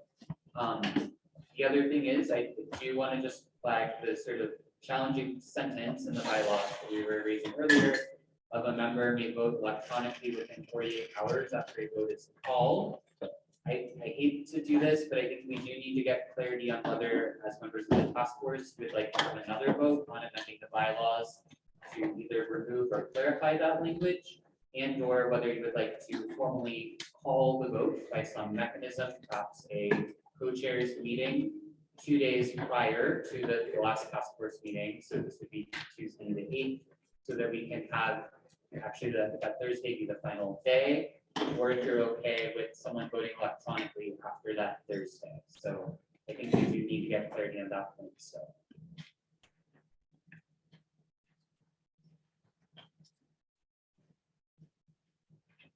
For this vote. or What for- day are the recommendations due? The recommendations are due the 14th, which is the Monday after the meeting. Friday is Veterans Day, so it's essentially just a long weekend between the Thursday of the final. Do we know anybody that intends to be absent on the 10th? I have not received any indication in any way whether who is going to be in attendance or not. I would hope that everybody would attend in person. I think I'm in favor of amending the bylaws to remove that portion. It doesn't really make a lot of sense if we're not expecting anyone to be absent, 1, and 2. what would that do to a workload of you all trying to deliver something after a 3-day holiday? Yeah, it would be, we don't really care about holiday. Yeah, we would be working throughout the entire weekend. Okay, question. It says at the discretion of the co-chairs, right? So 48 hours is? there's a little bit of ambiguity. It says at the discretion of the co-chairs for just like any vote, but there is a more specific provision in the bylaws for the final vote. It says a task force member may vote electronically within 48 hours after a vote is called. So that actually eliminates the co-chair discretion. Okay. Hey, can I ask a clarifying question to staff? Sure, Michael. And if folks in the room could please remain quiet so we can hear. And guys, we are gonna probably have another vote, so just please be ready to switch to your phone if we have one. We can do votes after 5:30, oh, we couldn't. To Joel and Lubna, for the record. Can we revote? Can we bring the bylaw vote back to the full committee on the 8th? Yes or no? Yes. Okay. If you would like, if there's a sense that the task force would like to do so, now is the time to tell us so that we can A, plan time on the agenda, and B, make the decision about how many days we need to follow. Staff, are you intending to bring it back? Let's bring it back. We can have a robust conversation. With no I'll second it 48 if you bring it back, staff. With no 48-hour vote afterwards, because we could not. have That's what we're 48 going to take out right now. So let me remind you, the 48-hour vote does not change the number of votes needed to pass it. All it does is allow other people to vote. Yeah. I'm fine as a co-chair as far as saying, if we can do this and expect it, and anything that we vote on that day, or even the 9th, if we extend the 9th as well, should not include that because these guys need to get the final. Yeah, that's what I'm saying. I'm agreeing with you. So Yeah, I'm actually fine with Hey, that. I guys, just- sorry, we have too many people talking again. Tyson, please. Yeah, I just, today was more about making sure that we're voting on whether people can vote, if they're absent or not. I want to make sure everybody had an opportunity to do that. It turned out it didn't matter, but we can definitely axe that from a co-chair standpoint as well. So I want to be just like aggressive as a facilitator here so that we could get everyone out the door. So Michael, yes, no question, Michael, Sapp, yes, no question to you. Do you intend to move to change the threshold for the final vote from 2/3 to 50% at the meeting in Pueblo? If you do intend to bring a motion on that, please say so now so that we can build time into the agenda. I move to have the conversation. So you would like to have that be a conversation in Pueblo? Exactly what you said. Yes, I'm saying yes to what you said. Okay, thank you. That tells us that we are going to need more time to kind of revisit this same vote again. I really do want us to focus on the question of whether we need to call another vote to amend the bylaws from the 48-hour electronic vote on the final vote provision, which was why Logan and I put this on the agenda for today. But I do see Jonathan has a hand up, so Jonathan, please go ahead, and then we'll see if task force members want to bring a motion on that. Yeah, I was just gonna say, I think, the question today on moving to, a 50% threshold versus 2/3 threshold, whatever, came with some concern. I think totally welcome the conversation, in Pueblo, to, I think what was, at least part of the intent of that was to say, there are things that we're not hitting the 2/3 mark on. So how do we ensure that we're not setting ourselves up for failure? I think with a good conversation, maybe there can be, some level of a change or compromise to where we're hitting that mark. So I'll just say, I'm totally open for that conversation. And maybe it's something that we can all think about that's not necessarily just 50% or 75%, but maybe there's even things in the middle. And so let's just come prepared for that conversation. And I think maybe Joel and EJ task force team, that analysis of what are the things that maybe we've gotten close to, but haven't hit exactly a 2/3 mark would help us in that conversation so that we're understanding exactly what are the things we're looking at, what are the things that aren't on the table. We're not opening up the entire process here to a 50% vote, but we're really focused on a couple of things that are important, that are almost at a good level of consensus, but just not quite. So I would ask maybe if we can have some level of analysis to discuss at the next meeting, that would be really helpful. And then in terms of the question kind of on the table, yes, recognizing your all's workload needs, the value of having kind of a 48-hour buffer zone worked in up until this point. I'm comfortable, if someone is going to make that motion to second it, or I guess I could even make the motion if we need to make the motion, but not to cut off conversation too early. But yeah, I mean, I think that makes sense to kind of do away with that piece going into the last meeting, because we should ideally have things wrapped up in the last meeting is my hope. Okay, so Jonathan has a move to remove the highlighted language from the bylaws. Ian, I saw your hand go up. Yeah, I was gonna move it. I'll second it. So Jonathan has moved to remove the language that reads the task force member may vote electronically within 48 hours after a vote is called from section 9C3 in the bylaws. Ian has seconded it. We'll open up for discussion. I see Trisha raised her hand. Trisha, please go ahead. Yeah, I was gonna say, can we just, for brevity's sake, do a vote by raise of hands instead of roll call? I think we can try. I think there's a lot of folks on their phones though, and I worry a little bit that the raise hand function on the phone doesn't work great. So okay, that's fine. Okay, so do we need any further discussion on that, or can we go ahead and call the question? What are we voting on? So the motion on the table from Jonathan, which has been seconded by Ian, is remove the final sentence of section 9C3 from the bylaws that says a task force member may vote electronically within 48 hours after a vote is called. That would, and this is only votes on the final content to include in your recommendations. The reason that this has been put forward for removal is that now that the last meeting is so close to the deadline, it will be very challenging administratively to facilitate a vote 2 days later. Jordan, I see your hands up. I don't necessarily have as big of an issue with this one, but I do want to just, again, I raised the same objection. I don't necessarily think it's proper to be voting on the bylaws when it wasn't put on our agenda that we were going to be discussing the bylaws for today. I just want to put that on the record.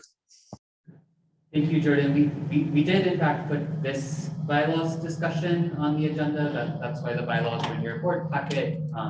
We as staff recognize this issue as something that would come up given the change in dates for the final meeting, which is why we were trying to have this discussion today. But I do realize it is late at the end of the 3-day meeting. Can I? It was in the packet, but it wasn't on the agenda that was emailed out. There's so many pieces of the agenda that were modified. I would recommend that we're not just sticking this conversation of this voting coming up, because the whole agenda, the past 2 days have been messed up. So I just want to point that out. They're going back to the agenda, it's still within process. We're going through the bylaw. We put a motion, got a second, we're in discussion mode. Yeah. Please, can we stop repeating that this is out of process? And I do think, this is a public meeting, it's publicly noticed. I don't think there are any open meetings law concerns. I think it would have been great if the agenda had been more specific, but this is a public meeting and this is all being done. So, again, there was Real quick, since it was my motion, is there any reason, I mean, like, this is really like a process question, right? To make sure that you guys aren't dealing with stuff after the Pueblo meeting. Is there any reason we can't table this question specifically for the very beginning of the Pueblo meeting? That takes away any concerns with anything like that. Just this specific, 48-hour thing. Yeah, so unfortunately, due to the nature of it, like should it not get removed from the bylaws, like it will actually really change the nature of how voting works throughout the Pueblo. We have to have the option for anyone who isn't present or for some reason chooses not to vote at that time to vote like after the whole meeting ends.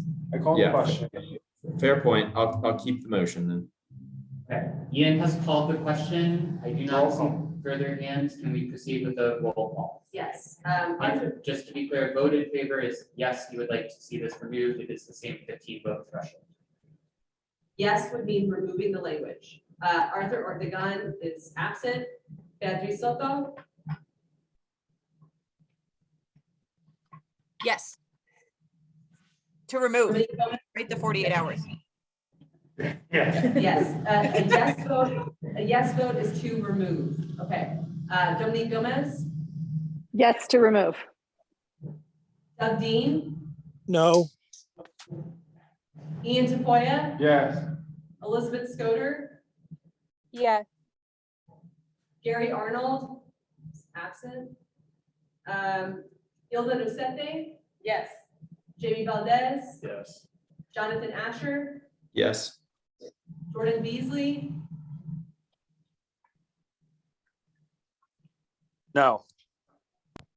Kimberly Mendoza Cook,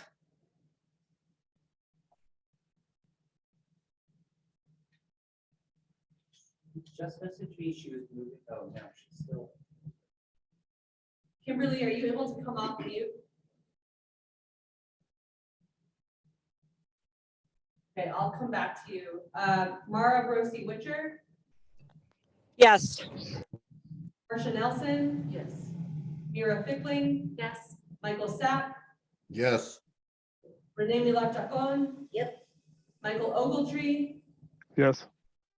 Sheila Davis is absent. Trisha Oath, Yes. Tyson Johnston, Yes. Uni Blake, Yes. and going back to Kimberly Mendoza Cook, if you're able to come off mute and vote. She had messaged me that she was trying to change to her phone a moment ago, but I'm guessing that change has not yet happened, so I think we'll have to just enter that. Okay. Morgan, can you give us the vote tally? 16 yeses. Okay, so that does carry, that is above the 15 threshold, so that language will be removed. We will amend the bylaws that will make the voting significantly simpler. So let's now go back, those were the topics we hope to discuss in this section. We now do need to move to the final section of the agenda, and I will turn it back to Lubna, just briefly discuss the logistics for the public meeting and how long of a meeting we need. Okay, so I recognize that we are 20 minutes over time. Kimberly just joined. I don't know. Oh, sorry. Need to get close to. Yeah, okay. All right, so I recognize that we are over time, so we will keep this really brief. I want to note that we provided some assignments to you all to get us written comments by noon on Friday. We are accepting any sort of written public comments before that meeting. The sooner the better. A updated draft of the recommendations will be sent out to the full task force to be read in excruciating detail next week. Please come to the Pueblo meeting knowing, for the most part, how you are going to vote. We had, at the very beginning of yesterday morning, put out the question of whether we would need the full day on November 9th. As staff, personally, I believe that that full day is needed based on the conversation that has taken place today. I also do not want to be in a position where we set up a meeting, expect everybody to be there in person, and then nobody is there on November 9th morning. So I want to open it up for discussion about what time we should start the meeting and get any thoughts there. In my opinion, I think we need 2 full days, November 9th to discuss, November 10th to vote. That is my opinion as your staff, but I would like to open it up for discussion now. And if there's any kind of hesitations about whether or not you can attend in person and any logistics there, we welcome that. In terms of exact location, the meeting will be held at the El Pueblo History Museum, and we will send out those details by the end of the week. So that is all the information, and I open it up for discussion. I would be in support of the 2 days. But I just want to stress the point in support that whether it be virtual or we've all signed up or been appointed to be on this task force. And now that we're at the end, it's extremely critical, leaving out any personal feelings, personal thoughts and opinions, and remembering that this is the time to take action, right? As someone who is in an equity role, equity is a verb, it's an action. And that's what we're doing by being a part of this task force.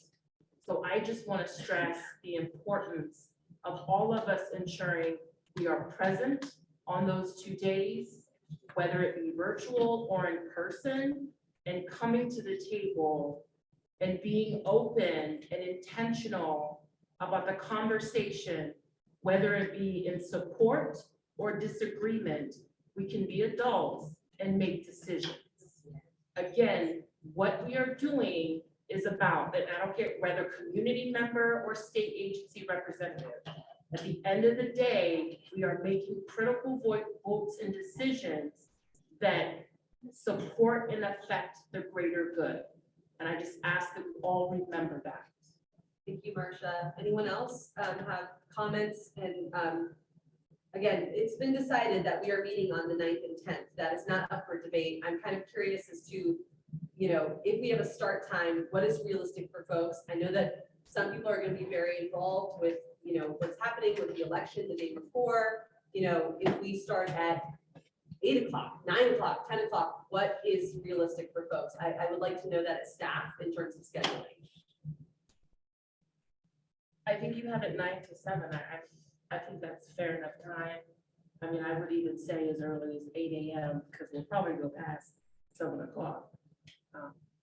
But I'm in support of the 9 to 7 as it is saved on our calendars.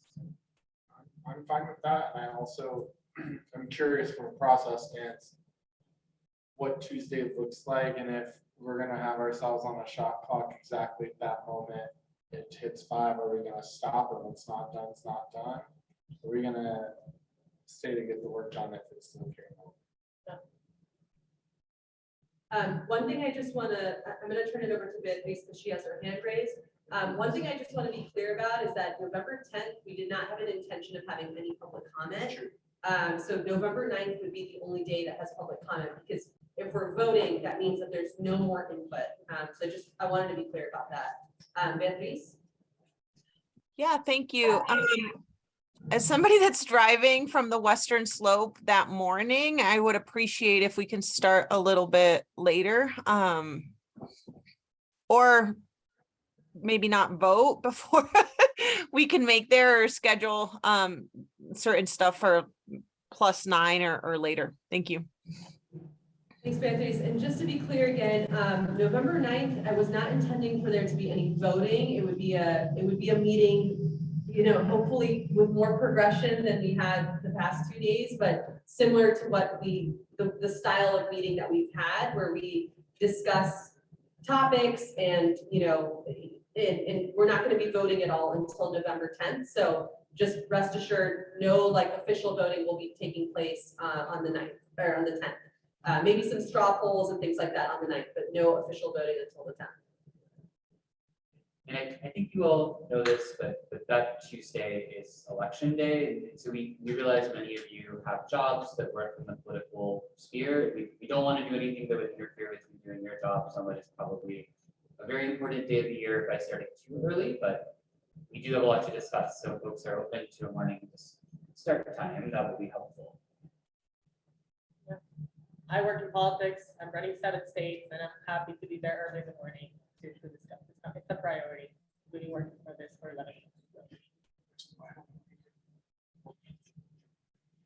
Okay, I'm gonna propose a 9:15 breakfast and 10 o'clock start time to kind of accommodate people's schedules for the 9th. The 10 o'clock start time being relatively late. And like folks can arrive at 9:15. We will feed you, get you caffeinated, ready. Does that sound okay to folks? Okay. So Tyson and Ian, I'll talk about the details of like exact timing and agenda for the meeting and a co-chairs meeting, which I'll schedule to you separately. But I think that's all we need to talk about. Any other discussion? Don't forget to send Morgan your reimbursements. Please do. Yeah, and to be clear, for reimbursements, as usual, if you do book a hotel, you must book the hotel on your own. And then have a receipt that shows a balance of $0, which indicates that you paid. And you need to attach that to your reimbursement form, which has to be filled out correctly.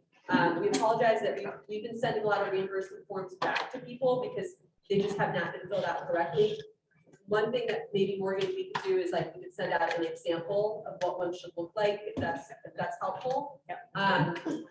But the last thing I will say is that hotel will be, it can be reimbursable for the evening of Tuesday, Wednesday, and if necessary, Thursday. So that's 3 nights. If you are, so for somebody like Beatriz, who's coming from very far away, that is justifiable in order to be in Pueblo by 9:00 a.m. So I just want to throw that out there. Please do not have reimbursements be a restrictive factor for your attendance. All right, thank you all so much. I know that like some people put in the chat, like they didn't really love how this meeting ended. These conversations are really hard. I think we are an incredibly collaborative group, and just I want to thank you all so much for your engagement, and we will see you on November 9th in Pueblo. Thank you, guys. Thanks all, and thank you so much to our interpreters. Thank you. Thank you to staff and interpreters.